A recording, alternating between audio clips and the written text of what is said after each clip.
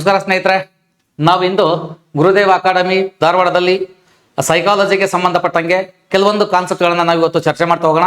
ಮುಂದೆ ಬರುವಂಥ GPSTR ಆಗಿರ್ಬೋದು, HSTR ಆಗಿರ್ಬೋದು, ಮತ್ತೆ ನಡೆಯುವಂಥ ಎಲ್ಲ ಸ್ಪರ್ಧಾತ್ಮಕ ಪರೀಕ್ಷೆಯಲ್ಲಿ ಈ ಸೈಕಾಲಜಿಯ ಬಗ್ಗೆ ಏನು ಕಾನ್ಸೆಪ್ಟ್ಗಳನ್ನು ಕೇಳ್ತಾರೆ, ಒಂದೊಂದೇ ಟಾಪಿಕ್ಗಳನ್ನು ನಾವು ಚರ್ಚೆ ಮಾಡ್ತಾ ಹೋಗೋಣ. ಫಸ್ಟು ಇವತ್ತಿನ ಕಾನ್ಸೆಪ್ಟ್ಗೆ ಬಂದಾಗ ನೋಡಿ, ಇಲ್ಲಿ ಮನೋವಿಜ್ಞಾನದ ಉಗಮ ಮತ್ತು ವಿಕಾಸ ಅಂತ ಏನಿದೆ, ಮನೋವಿಜ್ಞಾನ ಯಾವ ಥರ ಸ್ಟಾರ್ಟ್ ಆಯಿತು, ಹೇಗೆ ಉಗಮ ಆಯಿತು, ಮತ್ತೆ ಅದು ಯಾವ ರೀತಿ ಡೆವಲಪ್ಮೆಂಟ್ ಅನ್ನು ಪಡ್ಕೊಳ್ಳುತ್ತೋ ಅನ್ನೋದು ಕಾನ್ಸೆಪ್ಟನ್ನು ಇವತ್ತು ಪಾರ್ಟ್ 1 ನಾವು ನೋಡ್ತಾ ಹೋಗೋಣ. ಹಾಗಾದ್ರೆ ಇಲ್ಲಿ ನೋಡಿ, ನಮಗೆ ಈ ಮನೋವಿಜ್ಞಾನದ ಹಿನ್ನೆಲೆಯನ್ನ ನೋಡ್ತಾ ಹೋಗೋಣ. ಸರ್, ಮನೋವಿಜ್ಞಾನ ಅನ್ನೋದು ಏನಾಗಿತ್ತು? ಫಸ್ಟು ಇದು ಸ್ವತಂತ್ರವಾದ ಶಾಖೆ ಆಗಿತ್ತಾ ಅಥವಾ ಯಾವುದಾದ್ರೂ ಒಂದು ಭಾಗವಾಗಿತ್ತಾ? ಮತ್ತೆ ಈ ರೀತಿ ಯಾವ ರೀತಿ ಇದು ಸ್ವತಂತ್ರವನ್ನ ಪಡ್ಕೊಳ್ಳುತ್ತೆ, ಮತ್ತೆ ಇದಕ್ಕೆ ಈ ಅನೇಕ ವ್ಯಕ್ತಿಗಳ ಒಂದು ಕೊಡುಗೆ ಏನ ಅನ್ನೋದನ್ನ ನಾವು ಆರಂಭದಲ್ಲಿ ತಿಳ್ಕೊಬೇಕಾಗತ್ತೆ. ನೋಡಿ, ಇಲ್ಲಿ ಈ ಮನೋವಿಜ್ಞಾನದ ಹಿನ್ನೆಲೆ ಅಂತ ಬಂದಾಗ, ಇದು ಮನೋವಿಜ್ಞಾನದ ವಿಕಾಸ ಅಥವಾ ಹಿನ್ನೆಲೆ ಅಂತ ಬಂದಾಗ, ಮನೋವಿಜ್ಞಾನವು ಆರಂಭದಲ್ಲಿ ನಮಗೆ ಸ್ಪಷ್ಟವಾಗಿ ಹೇಳುವಂತೆ ಇದು ಒಂದು ಫಿಲಾಸಫಿ ಅಥವಾ ತತ್ವಶಾಸ್ತ್ರದ ಒಂದು ಶಾಖೆಯಾಗಿತ್ತು. ತತ್ವಶಾಸ್ತ್ರ ಅಂತ ಏನ್ ಕರ್ಕೊಳ್ತೀವಿ, ಫಿಲಾಸಫಿ ಅಂತ ಕರ್ಕೊಳ್ತೀವಿ.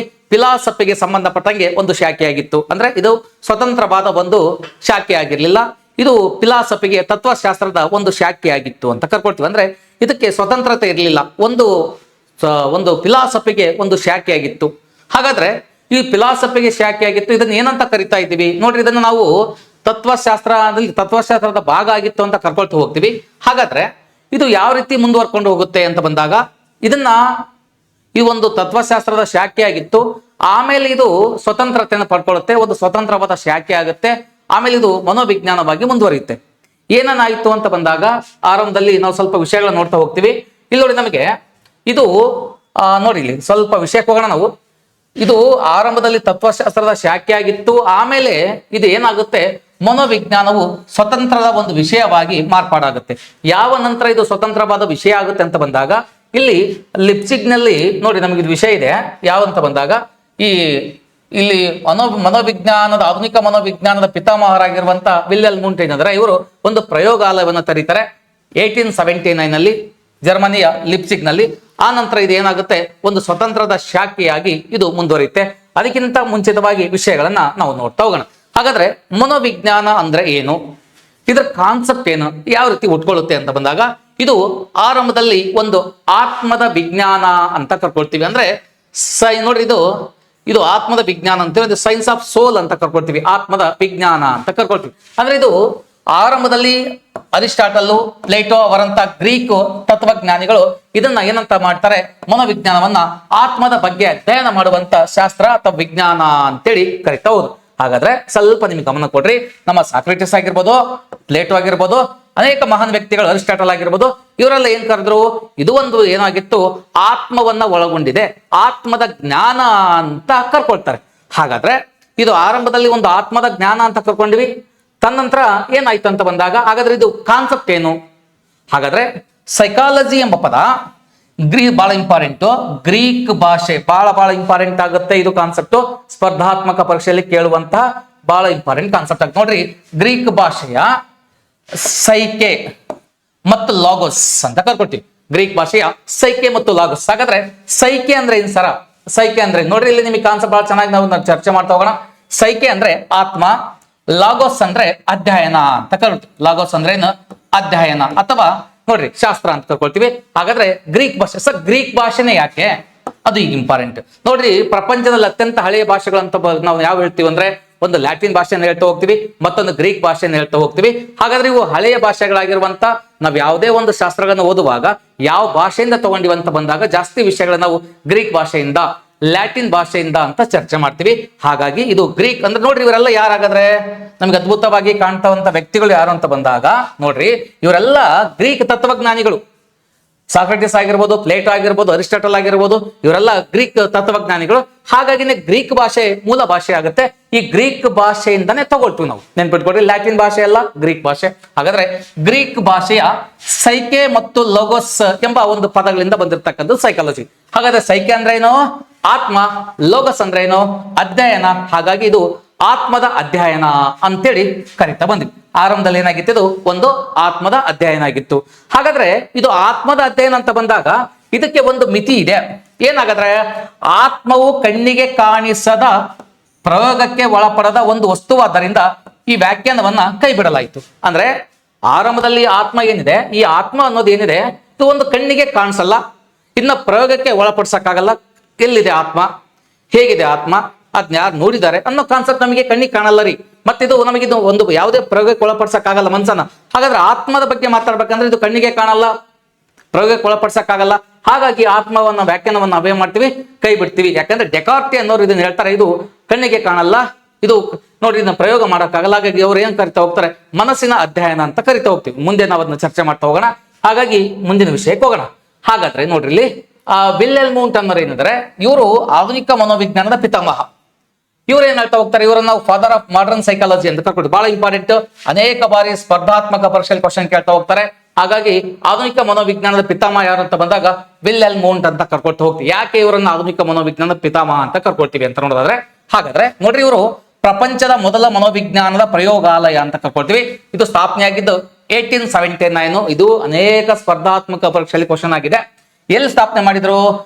ಜರ್ಮನಿಯ ಲಿಪ್ಸಿಗ್ ನಲ್ಲಿ ಇದನ್ನ ಸ್ಟಾರ್ಟ್ ಮಾಡ್ತಾರೆ.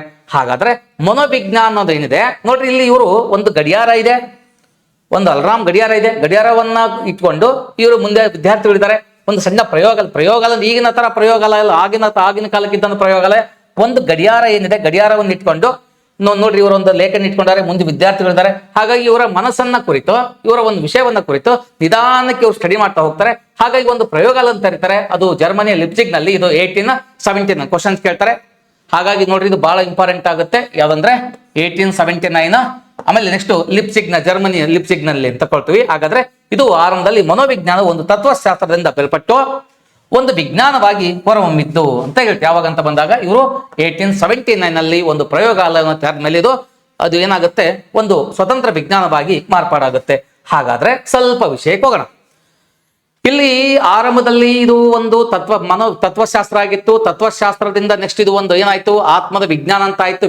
ಆತ್ಮದ ವಿಜ್ಞಾನ ಹೋಗಿ ಮನಸ್ಸಿನ ವಿಜ್ಞಾನ ಆಯ್ತು. ಮನಸ್ಸಿನ ವಿಜ್ಞಾನ ಹೋಗಿ ಪ್ರಜ್ಞೆಯ ವಿಜ್ಞಾನ ಆಯ್ತು. ಪ್ರಜ್ಞೆಯ ವಿಜ್ಞಾನ ಹೋಗಿ ಇದು ಒಂದು ವರ್ತನೆಯ ವಿಜ್ಞಾನ. ಪ್ರೆಸೆಂಟ್ ಇದು ಒಂದು ವರ್ತನೆಯ ವಿಜ್ಞಾನ ಆಗಿ ಮಾರ್ಪಾಡಾಗಿದೆ.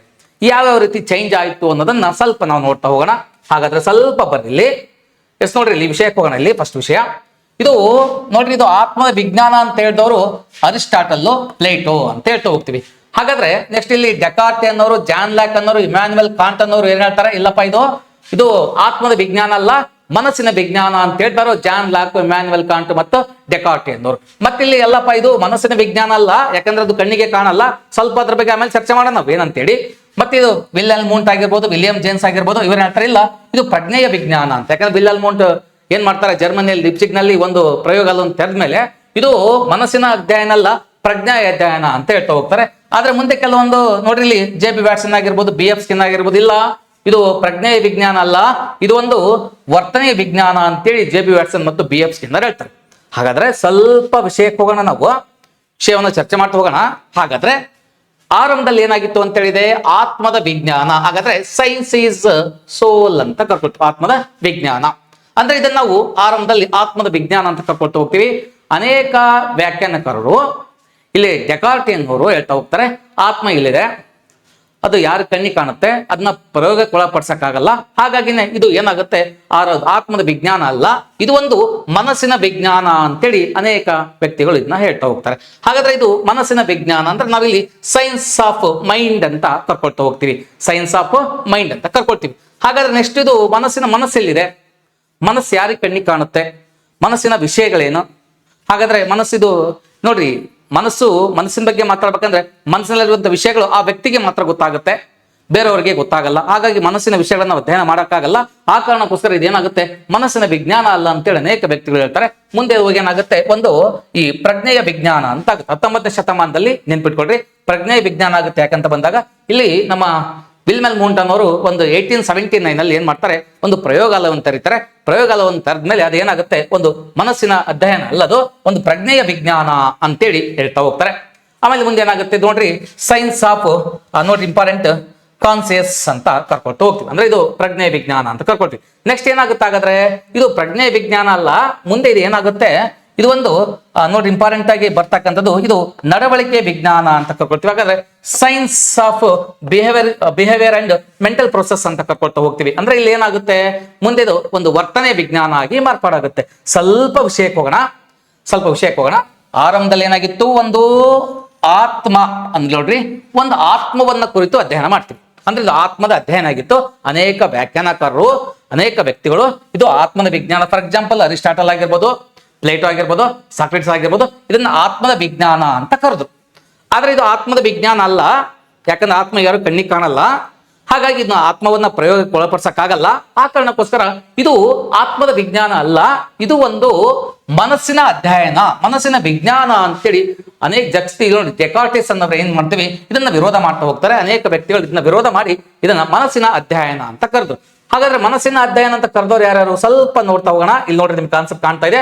ಇಲ್ಲಿ ಜಾನ್ ಲಾಕು, ಇಮ್ಯಾನ್ಯುಯಲ್ ಕಾಂಟು ಮತ್ತು ಡೆಕಾರ್ಟಿಸ್ ಅನ್ನೋರು ಏನ್ ಮಾಡ್ತಾರೆ, ಇವರು ಇದನ್ನ ಇದು ಮನಸ್ಸಿನ ಅಧ್ಯಯನ ಅಂತ ಕರೀತಾರೆ. ಹಾಗಾದ್ರೆ ಮನಸ್ಸು ಮುಂದೆ ನೋಡ್ರಿ, ಇದು ಮನಸ್ಸನ್ನ ಕುರಿತು ಅಧ್ಯಯನ ಮಾಡುತ್ತೆ.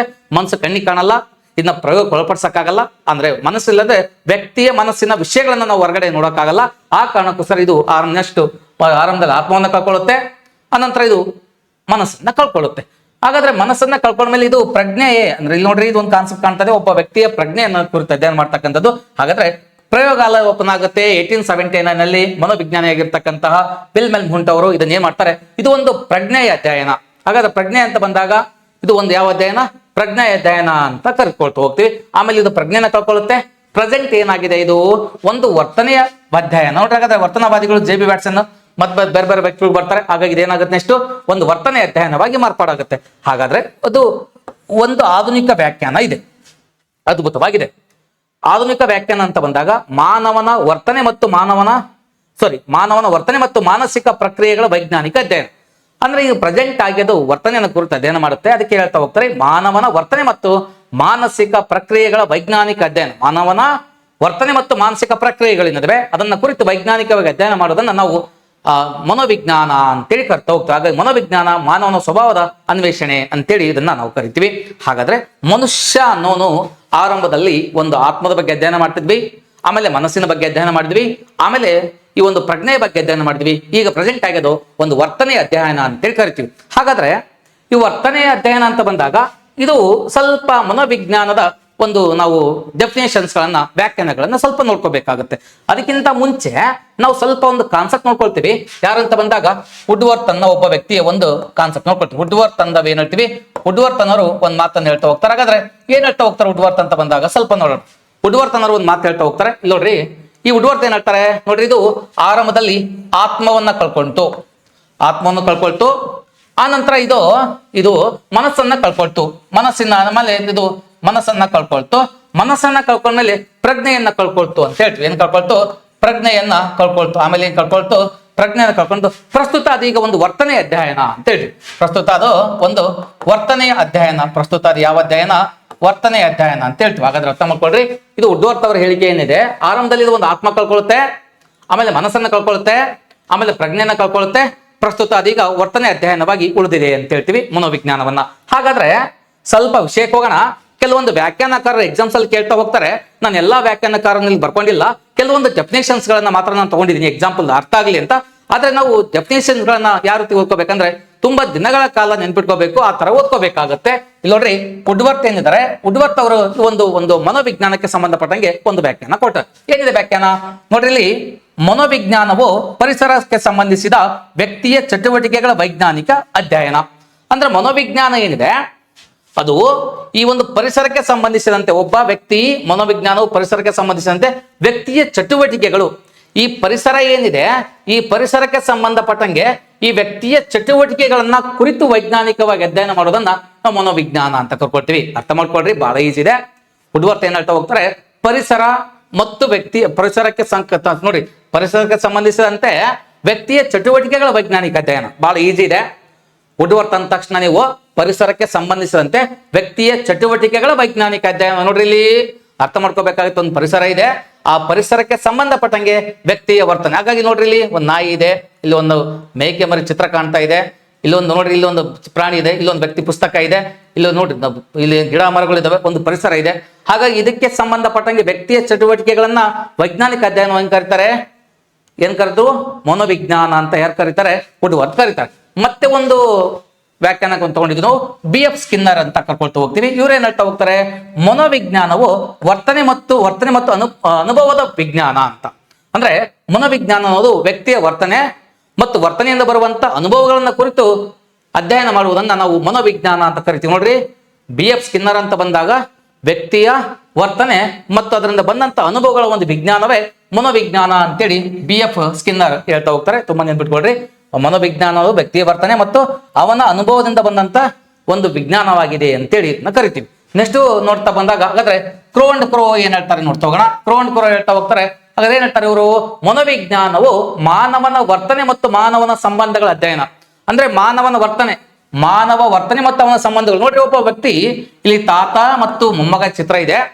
ನಿಮಗೆ ತಾತ ಮತ್ತು ಮೊಮ್ಮಗನ ಒಂದು ಸಂಬಂಧ ಏನಿದೆ ಮತ್ತು ಅವರ ಮಧ್ಯೆ ನಡೆಯುವಂತ ವರ್ತನೆಗಳನ್ನ ಅಧ್ಯಯನ ಮಾಡ್ತಾ ಹೋಗ್ತೀವಿ. ಮತ್ತೆ ಇಲ್ಲಿ ಒಂದು ನೋಡಿ, ಒಂದು ಹುಡುಗ ಒಂದು ಹುಡುಗಿ ಚಿತ್ರ ಇದೆ. ಅವರ ಸಂಬಂಧಗಳೇನ, ಅವರ ನಡುವೆ ನಡೆಯತಕ್ಕಂಥ ವರ್ತನೆಗಳನ್ನ ನೋಡ್ತಾ ಹೋಗ್ತೀವಿ. ಆಮೇಲೆ ನೆಕ್ಸ್ಟ್ ಇಲ್ಲಿ ಒಂದು ಗುಂಪಿದೆ, ಗುಂಪಲ್ಲಿರುವಂತ ಒಂದು ಸಂಬಂಧಗಳೇನ, ಗುಂಪಿನ ನಡೆಯುವಂತ ವರ್ತನೆಗಳನ್ನ ನಾವು ಅಧ್ಯಯನ ಮಾಡ್ತೀವಿ. ಹಾಗಾಗಿ ಇಲ್ಲಿ ನೋಡಿ, ಕ್ರೋ ಅಂಡ್ ಕ್ರೋ ಅಂತ ಅರ್ಥ ಮಾಡ್ಕೊಡ್ರಿ. ಮನೋವಿಜ್ಞಾನ ವರ್ತನೆ ಮತ್ತು ಮಾನವನ ಸಂಬಂಧಗಳ ಕುರಿತು ಅಧ್ಯಯನ ಅಂತೇಳಿ ಇದನ್ನ ಕರಿತಾ ಹೋಗ್ತೀವಿ. ಕ್ರೋ ಅಂಡ್ ಕ್ರೋ ಕರೀತಾರೆ. ಹಾಗಾದ್ರೆ ಇವು ವ್ಯಾಖ್ಯಾನಗಳನ್ನ, ತುಂಬಾ ವ್ಯಾಖ್ಯಾನಗಳಿವೆ. ನಾವು ಕೆಲವೊಂದು ವ್ಯಾಖ್ಯಾನಗಳನ್ನ ಇಲ್ಲಿ ತಂದಿದ್ದೀವಿ ಅಷ್ಟೇ. ಮುಂದೆ ಕ್ಲಾಸಲ್ಲಿ ನಾವೆಲ್ಲಾ ವ್ಯಾಖ್ಯಾನಗಳನ್ನ ನೋಡುವಂತ ಪ್ರಯತ್ನ ಮಾಡೋಣ. ಹಾಗಾದ್ರೆ ನೋಡ್ರಿ, ಆಧುನಿಕ ಮನೋವಿಜ್ಞಾನ ವಿಕಾಸ ಏನಿದೆ ಇಲ್ಲಿ ನಾವು ಸ್ವಲ್ಪ ನೋಡ್ತಾ ಹೋಗ್ತೀವಿ. ಅಂದ್ರೆ ಇದು ನೋಡ್ರಿ, ಆತ್ಮದವನ್ನ ಕುರಿತು ಅಧ್ಯಯನ ಮಾಡ್ತಿತ್ತು. ಆಮೇಲೆ ಮನೋವಿಜ್ಞಾನಕ್ಕೆ ಅನೇಕ ಶಾಖೆಗಳು. ಗೆಸ್ಟಾಲ್ಟ್ ಪಂಥ ಇದೆ, ರಚನಾವಾದ ಇದೆ, ಕಾರ್ಯವಾದ ಇದೆ, ಮನೋವಿಶ್ಲೇಷಣವಾದ ಇದೆ, ನಡವಳಿಕೆವಾದ ಇದೆ ಮತ್ತು ಮಾನವತ್ವ ಪಂಥ. ನೋಡ್ರಿ, ಇಲ್ಲಿ ಅಬ್ರಾಹಂ ಮಾಸ್ಲೋ ಹೇಳ್ತಾ ಹೋಗ್ತೀವಿ.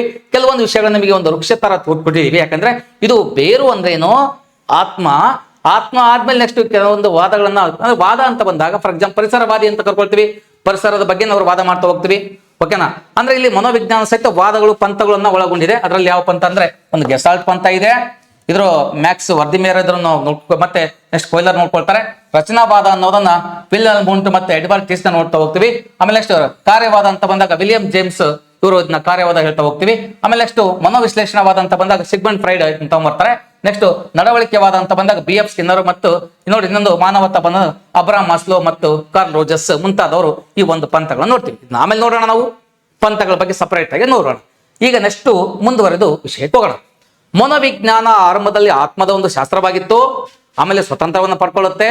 ಆಮೇಲೆ ಇದು ಶಾಖೆಗಳನ್ನು ಹೊಂದಿದೆ, ಅನೇಕ ಬ್ರಾಂಚಸ್ ಅನ್ನು ಹೊಂದಿದೆ. ಅದಕ್ಕೆ ಸ್ವತಂತ್ರವಾಗಿ ಬೆಳೆದ್ಮೇಲೆ ಇದು ತನ್ನದ ಶಾಖೆಗಳನ್ನು ಹೊಂದುತ್ತೆ. ಹಾಗಾದ್ರೆ ಮನೋವಿಜ್ಞಾನ ಎರಡು ಪ್ರಮುಖ ಭಾಗಗಳನ್ನು ಹೊಂದಿದೆ. ಅದ ಸೈಕಾಲಜಿ 2 ಮೇಜರ್ ಬ್ರಾಂಚಸ್ ಅಂತ ಕರ್ಕೊಳ್ತೀವಿ. ಪ್ರಮುಖವಾಗಿ 2 ಶಾಖೆಗಳು. ಒಂದು ಶುದ್ಧ ಮನೋವಿಜ್ಞಾನ ಒಂದು ಬ್ರಾಂಚ್ ಆದ್ರೆ, ಇನ್ನೊಂದು ಬ್ರಾಂಚಸ್ ಯಾವ್ದಂದ್ರೆ ಅನ್ವಯಿಕ ಮನೋವಿಜ್ಞಾನ. ಹಾಗಾದ್ರೆ ಈ ಮೇನ್ ಇಂಪಾರ್ಟೆಂಟ್ ನಾವು ನೋಡ್ಕೋಬೇಕಾಗಿರೋದು ಶುದ್ಧ ಮನೋವಿಜ್ಞಾನ ಅಂದ್ರೆ ಏನೋ, ಅನ್ವಯಿಕ ಮನೋವಿಜ್ಞಾನ ಅಂದ್ರೆ ಏನಂತ ಫಸ್ಟ್ ನೋಡ್ಕೋಬೇಕಾಗುತ್ತೆ. ಎರಡು ಶಾಖೆಗಳು ಅಂತ ಹೇಳ್ಬಿಟ್ಟಿವಿ. 2 ಶಾಖೆಗಳು ಯಾವಂತ ನೋಡ್ಕೋಬೇಕಾಗುತ್ತೆ. ಫಸ್ಟ್ ಇದು ಶುದ್ಧ ಮನೋವಿಜ್ಞಾನ ಅಂದ್ರೆ ಏನೋ, ಆಮೇಲೆ ಇದು ಅನ್ವಯಿಕ ಮನೋವಿಜ್ಞಾನ ಅಂದ್ರೆ ಏನೋ. 2 ಶಾಖೆಗಳು ಅಂತ ಹೇಳಿದ್ವಿ. ಹಾಗಾದ್ರೆ ನೋಡ್ತಾ ಹೋಗೋಣ ಶುದ್ಧ ಮನೋವಿಜ್ಞಾನ. ನೋಡ್ರಿ, ಇದು ಶುದ್ಧ ಮನೋವಿಜ್ಞಾನ ಏನಿದೆ, ಮೂಲ ಸಿದ್ಧಾಂತಗಳು, ನಿಯಮಗಳನ್ನ ಒಳಗೊಂಡಿದೆ. ಅಂದ್ರೆ ಇದು ಬೇರು, ಇದು ಮೂಲ. ಇವುಗಳನ್ನ ಸಿಕ್ಕಂತ ವಿಷಯಗಳನ್ನ, ಸಿದ್ಧಾಂತಗಳನ್ನ, ನಿಯಮಗಳನ್ನ ಅಳವಡಿಸ್ಕೊಂಡು ನೆಕ್ಸ್ಟ್ ಮುಂದುವರ್ತಕ್ಕಂಥ ಪ್ರೊಸೆಸ್ಸೇ ಅನ್ವಯಿಕ ಮನೋವಿಜ್ಞಾನ. ಅಂದ್ರೆ ಇಲ್ಲಿ ಇಂಪಾರ್ಟೆಂಟ್ ಚಿಕಿತ್ಸಾ ಮನೋವಿಜ್ಞಾನ ಆಗಿರ್ಬೋದು, ಅವುಗಳನ್ನ ಆಮೇಲೆ ನೋಡೋಣ ಸಪರೇಟ್ ಆಗಿ. ಈಗ ನಾವು ಕೆಲವೊಂದು ಕಾನ್ಸೆಪ್ಟ್ಗಳನ್ನ ಇಲ್ಲಿ ನೋಡ್ತಾ ಹೋಗೋಣ. ಇಲ್ಲಿ ಶುದ್ಧ ಮನೋವಿಜ್ಞಾನ, ಅನ್ವಯಿಕ ಮನೋವಿಜ್ಞಾನ. ಹಾಗಾದ್ರೆ ಶುದ್ಧ ಮನೋವಿಜ್ಞಾನ ಮೂಲ ಅಂತ ಹೇಳಿದೆ. ಅದರ ನಿಯಮಗಳನ್ನ, ಅದರ ಸಿದ್ಧಾಂತಗಳನ್ನ ಹೇಗೆ ಎಂಬ ಕಾನ್ಸೆಪ್ಟ್ ಬರುತ್ತೆ, ಆಮೇಲೆ ನೋಡೋಣ. ಅನ್ವಯಿಕ ಮನೋವಿಜ್ಞಾನ ಇದರ ನಿಯಮಗಳನ್ನ, ಸಿದ್ಧಾಂತಗಳನ್ನ ಬಳಸ್ಕೊಂಡು ಅದನ್ನ ಅಪ್ಲೈ ಮಾಡ್ಕೊಳ್ತಕ್ಕಂಥದ್ದು ಅನ್ವಯಿಕ ಮನೋವಿಜ್ಞಾನ. ಹಾಗಾದ್ರೆ ಶುದ್ಧ ಮನೋವಿಜ್ಞಾನಕ್ಕೆ ಕೆಲವೊಂದು ಶಾಖೆಗಳಿವೆ, ಅನ್ವಯಿಕ ಮನೋವಿಜ್ಞಾನಕ್ಕೆ ಕೆಲವೊಂದು ಶಾಖೆಗಳಿವೆ. ಈಗ ನಾವು ಶುದ್ಧ ಮನೋವಿಜ್ಞಾನದ ಬಗ್ಗೆ ಸ್ವಲ್ಪ ಮಾಹಿತಿ ನೋಡೋಣ. ಅದಕ್ಕಿಂತ ಮುಂಚೆ ಸ್ವಲ್ಪ ವ್ಯತ್ಯಾಸ ನೋಡೋಣ. ಇಲ್ಲಿ ನೋಡ್ರಿ, ವೈಶಿಷ್ಟ್ಯತೆ ಏನಾಗಾದ್ರೆ ಶುದ್ಧ ಮನೋವಿಜ್ಞಾನದ್ದು ಮತ್ತೆ ಅನ್ವಯಿಕ ಮನೋವಿಜ್ಞಾನದ ವೈಶಿಷ್ಟ್ಯತೆ ಏನು, ಸ್ವಲ್ಪ ವ್ಯತ್ಯಾಸ ನೋಡ್ತಾ ಹೋಗ್ತೀವಿ. ಇಲ್ಲಿ ನೋಡ್ರಿ, ಇಲ್ಲಿ ಇಂಪಾರ್ಟೆಂಟ್ ಉದ್ದೇಶ ಜ್ಞಾನದ ಸಂಶೋಧನೆ ಮತ್ತು ಸಿದ್ಧಾಂತಗಳ ರಚನೆ ಮಾಡ್ತಕ್ಕಂಥದ್ದು. ಇದು ಯಾವುದು? ಶುದ್ಧ ಮನೋವಿಜ್ಞಾನ. ಶುದ್ಧ ಮನೋವಿಜ್ಞಾನ ಕಾನ್ಸೆಪ್ಟ್ ಏನು? ಜ್ಞಾನದ ಸಂಶೋಧನೆ ಮಾಡ್ತಕ್ಕಂಥದ್ದು ಮತ್ತೆ ಸಿದ್ಧಾಂತಗಳ ರಚನೆ ಮಾಡ್ತಕ್ಕಂಥ. ನಿಮಗೆ ಹೇಳಿದ ಅನ್ವಯಿಕ ಮನೋವಿಜ್ಞಾನ ಅಪ್ಲೈ ಮಾಡ್ಕೊಳ್ಳುತ್ತೆ, ಇದನ್ನ ಅಪ್ಲೈ ಮಾಡ್ಕೊಳ್ಳುತ್ತೆ. ಹಾಗಾದ್ರೆ ಸಮಸ್ಯೆಗಳ ಪರಿಹಾರ ಮತ್ತು ಪ್ರಯೋಗಕ್ಕೆ ಅನ್ವಯ ಮಾಡ್ತಕ್ಕಂಥದ್ದು, ಇದನ್ನು ತಗೊಂಡು ಅದನ್ನ ವಿಷಯಗಳನ್ನ ಮುಂದುವರ್ಸ್ಕೊಂಡು ಹೋಗ್ತಕ್ಕಂಥ ಕೆಲಸ ಯಾವ್ದ್ರೆ ಅನ್ವಯಿಕ ಮನೋವಿಜ್ಞಾನ. ನೆಕ್ಸ್ಟ್ ನಿಯಮಗಳನ್ನ ರೂಪಣೆ ಮಾಡ್ತಕ್ಕಂಥ, ನಿಯಮಗಳ ರಚನೆ ಆಗೋದು, ಸಿದ್ಧಾಂತ ರಚನೆ ಆಗೋದು ಎಲ್ಲಿ? ಶುದ್ಧ ಮನೋವಿಜ್ಞಾನ. ಅದನ್ನ ಅಪ್ಲೈ ಮಾಡ್ಕೊಂಡು ಮೂವ್ ಆಗೋದು ಎಲ್ಲಿ? ಅನ್ವಯಿಕ. ಹಾಗಾಗಿ ಸಿದ್ಧಾಂತಗಳನ್ನ ಕಾರ್ಯರೂಪಕ್ಕೆ ತರುವಂತ ಒಂದು ಪ್ರಯತ್ನ ಇದು ಯಾವ್ದ್ರೆ ಅನ್ವಯಿಕ ಮನೋವಿಜ್ಞಾನ ಅಂತ ಕರ್ಕೊಂಡು. ನೆಕ್ಸ್ಟ್ ಕಲಿಕೆಯ ನಿಯಮಗಳನ್ನ ಕಂಡುಹಿಡಿಯೋದು. ನೋಡಿ, ಇಲ್ಲಿ ಸ್ಟಾರ್ಟ್ ಆಗೋದಿಲ್ಲೇನೆ. ಅವುಗಳನ್ನ ಬಳಸಿ ಮಕ್ಕಳಿಗೆ ಸುಲಭವಾಗಿ ಪಾಠ ಮಾಡ್ತಕ್ಕಂಥದ್ದು, ಅಪ್ಲೈ ಮಾಡ್ಕೊಳ್ತಕ್ಕಂಥದ್ದು ಅನ್ವಯಿಕ ಮನೋವಿಜ್ಞಾನ. ನಿಮಗೆ ಇದು ಅರ್ಥ ಆಗಿದೆ ಅನ್ಕೊಂಡಿದ್ದೀನಿ. ಮುಂದೆ ಸ್ವಲ್ಪ ಮುಂದೆ ಹೋಗುವಂತ ಪ್ರಯತ್ನ ಮಾಡೋಣ. ಈಗ ಮನೋವಿಜ್ಞಾನವು ಮಾನವನ ವರ್ತನೆ ಮತ್ತು ಮಾನಸಿಕ ಪ್ರಕ್ರಿಯೆಗಳ ಅಧ್ಯಯನ ಅಂತ ಕರ್ಕೊಂಡಿವಿ. ಮನೋವಿಜ್ಞಾನ ಅನ್ನೋದು ಮಾನಸಿಕ ವರ್ತನೆ ಮತ್ತು ಮಾನಸಿಕ ಪ್ರಕ್ರಿಯೆಗಳ ಒಂದು ಅಧ್ಯಯನ ಅಂತ ಕರ್ಕೊಂಡಿವಿ. ಈಗ ವಿಶಾಲವಾದ ವಿಜ್ಞಾನವಾಗಿ ಮುಂದುವರೆದಿದೆ. ಇದರಲ್ಲಿ ಶುದ್ಧ ಮನೋವಿಜ್ಞಾನ, ಪ್ಯೂರ್ ಸೈಕಾಲಜಿ ಎಂಬ ಮೂಲಭೂತ ಸಿದ್ಧಾಂತಗಳನ್ನ, ಇದು ವೈಜ್ಞಾನಿಕ ತತ್ವಗಳನ್ನು ನೋಡ್ರಿ, ನಿಮ್ಗೆ ಹೇಳಿದೆ ನಾನು. ಶುದ್ಧ ಮನೋವಿಜ್ಞಾನ ಅನ್ನೋದು ಮೂಲಭೂತ ಸಿದ್ಧಾಂತಗಳು, ಬಹಳ ಇಂಪಾರ್ಟೆಂಟ್. ಮೂಲಭೂತ ಸಿದ್ಧಾಂತಗಳು ಮತ್ತು ವೈಜ್ಞಾನಿಕ ತತ್ವಗಳು, ಮೂಲಭೂತ ಸಿದ್ಧಾಂತಗಳು ಮತ್ತು ವೈಜ್ಞಾನಿಕ ತತ್ವಗಳನ್ನ ರೂಪಿಸುವಂತ ಒಂದು ಭಾಗವಾಗಿದೆ ಶುದ್ಧ ಮನೋವಿಜ್ಞಾನ. ಹಾಗಾದ್ರೆ ಶುದ್ಧ ಮನೋವಿಜ್ಞಾನ ಅಂತ ಬಂದಾಗ ನೋಡ್ರಿ, ಇಲ್ಲಿ ಮತ್ತೆ ಕಾನ್ಸೆಪ್ಟ್ ನೋಡ್ಕೊಳ್ತೀವಿ ನಾವು. ಶುದ್ಧ ಮನೋವಿಜ್ಞಾನವು ಕೇವಲ ಜ್ಞಾನದ ಉದ್ದೇಶಕ್ಕಾಗಿ, ನೆನ್ಪಿಟ್ಕೊಳ್ರಿ, ಮನೋವಿಜ್ಞಾನದ ನಿಯಮಗಳನ್ನ, ನಿಮಗೆ ಹೇಳಿದ ನಿಯಮಗಳು ಬಹಳ ಇಂಪಾರ್ಟೆಂಟ್, ಮತ್ತು ಸಿದ್ಧಾಂತಗಳನ್ನ ಅಭಿವೃದ್ಧಿಪಡಿಸುತ್ತದೆ. ಹಾಗಾದ್ರೆ ಇಲ್ಲಿ ಪ್ರಾಯೋಗಿಕ ಅನ್ವಯಕ್ಕಿಂತ ಹೆಚ್ಚಾಗಿ ಏಕೆ, ಈ ಪದಗಳು ಬಹಳ ಇಂಪಾರ್ಟೆಂಟ್, ಏಕೆ, ಹೇಗೆ, ಏಕೆ, ಹೇಗೆ ಎಂಬ ಸಂಶೋಧನಾತ್ಮಕ ಪ್ರಶ್ನೆಗಳಿಗೆ ಪ್ರಾಮುಖ್ಯತೆಯನ್ನು ನೀಡಲಾಗುತ್ತೆ. ಶುದ್ಧ ಮನೋವಿಜ್ಞಾನದಲ್ಲಿ ಏಕೆ, ಹೇಗೆ ಎಂಬ ಸಂಶೋಧನಾತ್ಮಕ ಪ್ರಶ್ನೆಗಳಿಗೆ ಪ್ರಾಮುಖ್ಯತೆಯನ್ನು ಕೊಡಲಾಗುತ್ತೆ. ಆದ್ರೆ ಮುಂದುವರ್ಕೊಂಡು ಹೋಗೋಣ ನಾವು. ಮನೋವಿಜ್ಞಾನಕ ಅನೇಕ ಶಾಖೆಗಳನ್ನು ಹೊಂದಿದೆ. ಶುದ್ಧ ಮನೋವಿಜ್ಞಾನ ಇದೆಯಲ್ಲ, ಅನೇಕ, ನೋಡ್ರಿ ಇಲ್ಲಿ ಮನೋವಿಜ್ಞಾನದ ಎರಡು ಶಾಖೆ, ಒಂದು ಶುದ್ಧ ಮನೋವಿಜ್ಞಾನ, ಅನ್ವಯಿಕ ಮನೋವಿಜ್ಞಾನ. ಫಸ್ಟ್ ಈಗ ಶುದ್ಧ ಮನೋವಿಜ್ಞಾನದ ಅನೇಕ ಬ್ರಾಂಚಸ್ ನೋಡ್ಕೊಳ್ತಾ ಹೋಗ್ತೀವಿ, ಸಬ್ ಬ್ರಾಂಚಸ್. ಒಂದು ಸಾಮಾನ್ಯ ಮನೋವಿಜ್ಞಾನ, ವಿಕಾಸಾತ್ಮಕ ಮನೋವಿಜ್ಞಾನ, ಮತ್ ನೋಡ್ರಿ ಸಾಮಾಜಿಕ ಮನೋವಿಜ್ಞಾನ, ಅಸಹಜ ಮನೋವಿಜ್ಞಾನ, ನೋಡ್ರಿ ಶಾರೀರಿಕ ಮನೋವಿಜ್ಞಾನ, ಮತ್ತೆ ಇನ್ನೊಂದಿಲ್ಲಿ ಅರಿವಿನ ಮನೋವಿಜ್ಞಾನ ಅಂತ ಇದೆ. ಇವುಗಳನ್ನ ನಾವು ಮತ್ತೆ ಸಪರೇಟ್ ಆಗಿ ನೋಡ್ತೀವಿ. ಹಾಗೆ ಶುದ್ಧ ಮನೋವಿಜ್ಞಾನ ಶಾಖೆಗಳು ಯಾವಂತ ಬಂದಾಗ ನೋಡ್ರಿ, ಮತ್ತೆ ಯಾವುದೇ ಕಾರಣಕ್ಕೂ ಶೈಕ್ಷಣಿಕ ಮನೋವಿಜ್ಞಾನ ಅಲ್ಲ, ಅದು ಅನ್ವಯಿಕ ಮನೋವಿಜ್ಞಾನ ಶಾಖೆ. ಹಾಗಾದ್ರೆ ಸಾಮಾನ್ಯ ಮನೋವಿಜ್ಞಾನ, ವಿಕಾಸಾತ್ಮಕ ಮನೋವಿಜ್ಞಾನ, ಸಾಮಾಜಿಕ ಮನೋವಿಜ್ಞಾನ, ನೆಕ್ಸ್ಟ್ ಅಸಹಜ ಮನೋವಿಜ್ಞಾನ, ಮತ್ತೆ ನೆಕ್ಸ್ಟ್ ಶಾರೀರಿಕ ಮನೋವಿಜ್ಞಾನ, ಅರಿವಿನ ಮನೋವಿಜ್ಞಾನ, ತುಂಬಾ ಶಾಖೆಗಳು ಬರ್ತವೆ. ಆಮೇಲೆ ಅವನ್ನ ನಾವು ನೋಡುವಂತ ಪ್ರಯತ್ನ ಮಾಡೋಣ. ಈಗ ಸ್ವಲ್ಪ ನಿಮಗೆ ಮಾಹಿತಿ ಕಾಣ್ತಾ ಇದೆ, ಇಲ್ಲಿ ಸ್ವಲ್ಪ ಮಾಹಿತಿ ಕಾಣ್ತಾ ಇದೆ ನೋಡ್ರಿ. ಸಾಮಾನ್ಯ ಮನೋವಿಜ್ಞಾನ ಅಂತ ಮೂಲಭೂತ ಪ್ರಕ್ರಿಯೆಗಳ ಕಲಿಕೆ, ಅವನ್ನ ಆಮೇಲೆ ನೋಡೋಣ ಸಪರೇಟ್ ಆಗಿ. ಇದು ನಮಗೆ ಸಾಮಾನ್ಯ ಮನೋವಿಜ್ಞಾನ ಆದ್ರೆ, ಮತ್ತೆ ಇನ್ನೊಂದು ಶುದ್ಧ ಮನೋವಿಜ್ಞಾನ ಶಾಖೆಗಳಾದ್ರೆ, ಮತ್ತೆ ನಾವು ಅನ್ವಯಿಕ ಮನೋವಿಜ್ಞಾನ ಶಾಖೆಗಳನ್ನ, ಈ ಶಾಖೆಗಳನ್ನು ಮುಗಿಸ್ಕೊಂಡು ಆ ನಂತರ ಹೋಗೋಣ. ಇನ್ನು ಸ್ವಲ್ಪ ಅರ್ಥ ಮಾಡ್ಕೊಡ್ರಿ. ಮನೋವಿಜ್ಞಾನ ಎರಡು ಶಾಖೆಗಳನ್ನು ಒಳಗೊಂಡಿದೆ, ಒಂದು ಶುದ್ಧ ಮನೋವಿಜ್ಞಾನ, ಇನ್ನೊಂದು ಅನ್ವಯಿಕ ಮನೋವಿಜ್ಞಾನ. ಇದು ಶುದ್ಧ ಮನೋವಿಜ್ಞಾನಕ್ಕೆ ಶಾಖೆಗಳು, ನೆಕ್ಸ್ಟ್ ಅನ್ವಯಿಕ ಮನೋವಿಜ್ಞಾನ ಬರುತ್ತೆ, ಅದಕ್ಕೆ ಶಾಖೆಗಳನ್ನು ಸಪರೇಟ್ ಆಗಿ ಓದೋಣ. ಫಸ್ಟ್ ನಾವೀಗ ಶುದ್ಧ ಮನೋವಿಜ್ಞಾನದ ಶಾಖೆಗಳನ್ನ ಓದುವಂತ ಪ್ರಯತ್ನ ಮಾಡೋಣ. ಬನ್ನಿ ತಿಳ್ಕೊಳ್ತಾ ಹೋಗೋಣ. ಎಸ್ ನೋಡಿ, ಇಲ್ಲಿ ಶುದ್ಧ ಮನೋವಿಜ್ಞಾನ ಪ್ರಮುಖ ಶಾಖೆಗಳು ಅಂತ ಹೇಳಿದೆ. ಒಂದು ಸಾಮಾನ್ಯ ಮನೋವಿಜ್ಞಾನ ಅಂತ ಇದೆ, ವೆರಿ ಇಂಪಾರ್ಟೆಂಟ್, ಸಾಮಾನ್ಯ ಮನೋವಿಜ್ಞಾನ. ಹಾಗಾದ್ರೆ ಸಾಮಾನ್ಯ ಮನೋವಿಜ್ಞಾನ ಅಂತ ಬಂದಾಗ ಜನರಲ್ ಸೈಕಾಲಜಿ ಅಂತ ಇದನ್ನ ಕರ್ಕೊಳ್ತೀವಿ. ಏನಿದೆ ಕಾನ್ಸೆಪ್ಟ್ ಶುದ್ಧ ಮನೋವಿಜ್ಞಾನ ಅಂದ್ರೆ, ಇಲ್ಲಿ ಸಾಮಾನ್ಯ ಮನೋವಿಜ್ಞಾನ, ಕಾಮನ್ ಮ್ಯಾನ್ ನೋಡಿ ಇಲ್ಲಿ ಜನರಲ್ ಸೈಕಾಲಜಿ ಅಂತ ಕರ್ಕೊಳ್ತೀವಿ. ಇದರಲ್ಲಿ ಏನಿದೆ, ಇದು ಸಾಮಾನ್ಯ ವಯಸ್ಕ ಮಾನವನ ಮಾನಸಿಕ ಪ್ರಕ್ರಿಯೆಗಳಾದ ಕಲಿಕೆ, ಸ್ಮರಣೆ, ಭಾವನೆ, ಪ್ರೇರಣೆ, ಗ್ರಹಿಕೆಗಳ ಮೂಲಭೂತ ತತ್ವಗಳನ್ನು ವಿವರಿಸುತ್ತದೆ. ಸ್ವಲ್ಪ ನಮ್ಗೆ ಯಾಕೋ ತಲೆ ಕಾಡ್ತಾ ಇದೆಯಲ್ಲ ಸರ್, ಇದು ಅರ್ಥ ಆಗ್ತಾ ಇಲ್ಲ ನೋಡ್ರಿ. ಇಲ್ಲಿ ಸಾಮಾನ್ಯ ವಯಸ್ಕ ಒಬ್ಬ ವ್ಯಕ್ತಿಯ ಮಾನಸಿಕ ಪ್ರಕ್ರಿಯೆಗಳಾದ ಕಲಿಕೆ ಅನ್ನೋದು ಮಾನಸಿಕ ಪ್ರಕ್ರಿಯೆ, ಕಲಿಕೆ ನೋಡ್ರಿ. ಆಮೇಲೆ ನೆಕ್ಸ್ಟ್ ಸ್ಮರಣೆ, ನೆನ್ಪು ಮಾಡ್ಕೊಳ್ತಕ್ಕಂಥದ್ದು, ಭಾವನೆ ಫೀಲಿಂಗ್ಸ್, ಪ್ರೇರಣೆ, ಗ್ರಹಿಕೆಗಳು.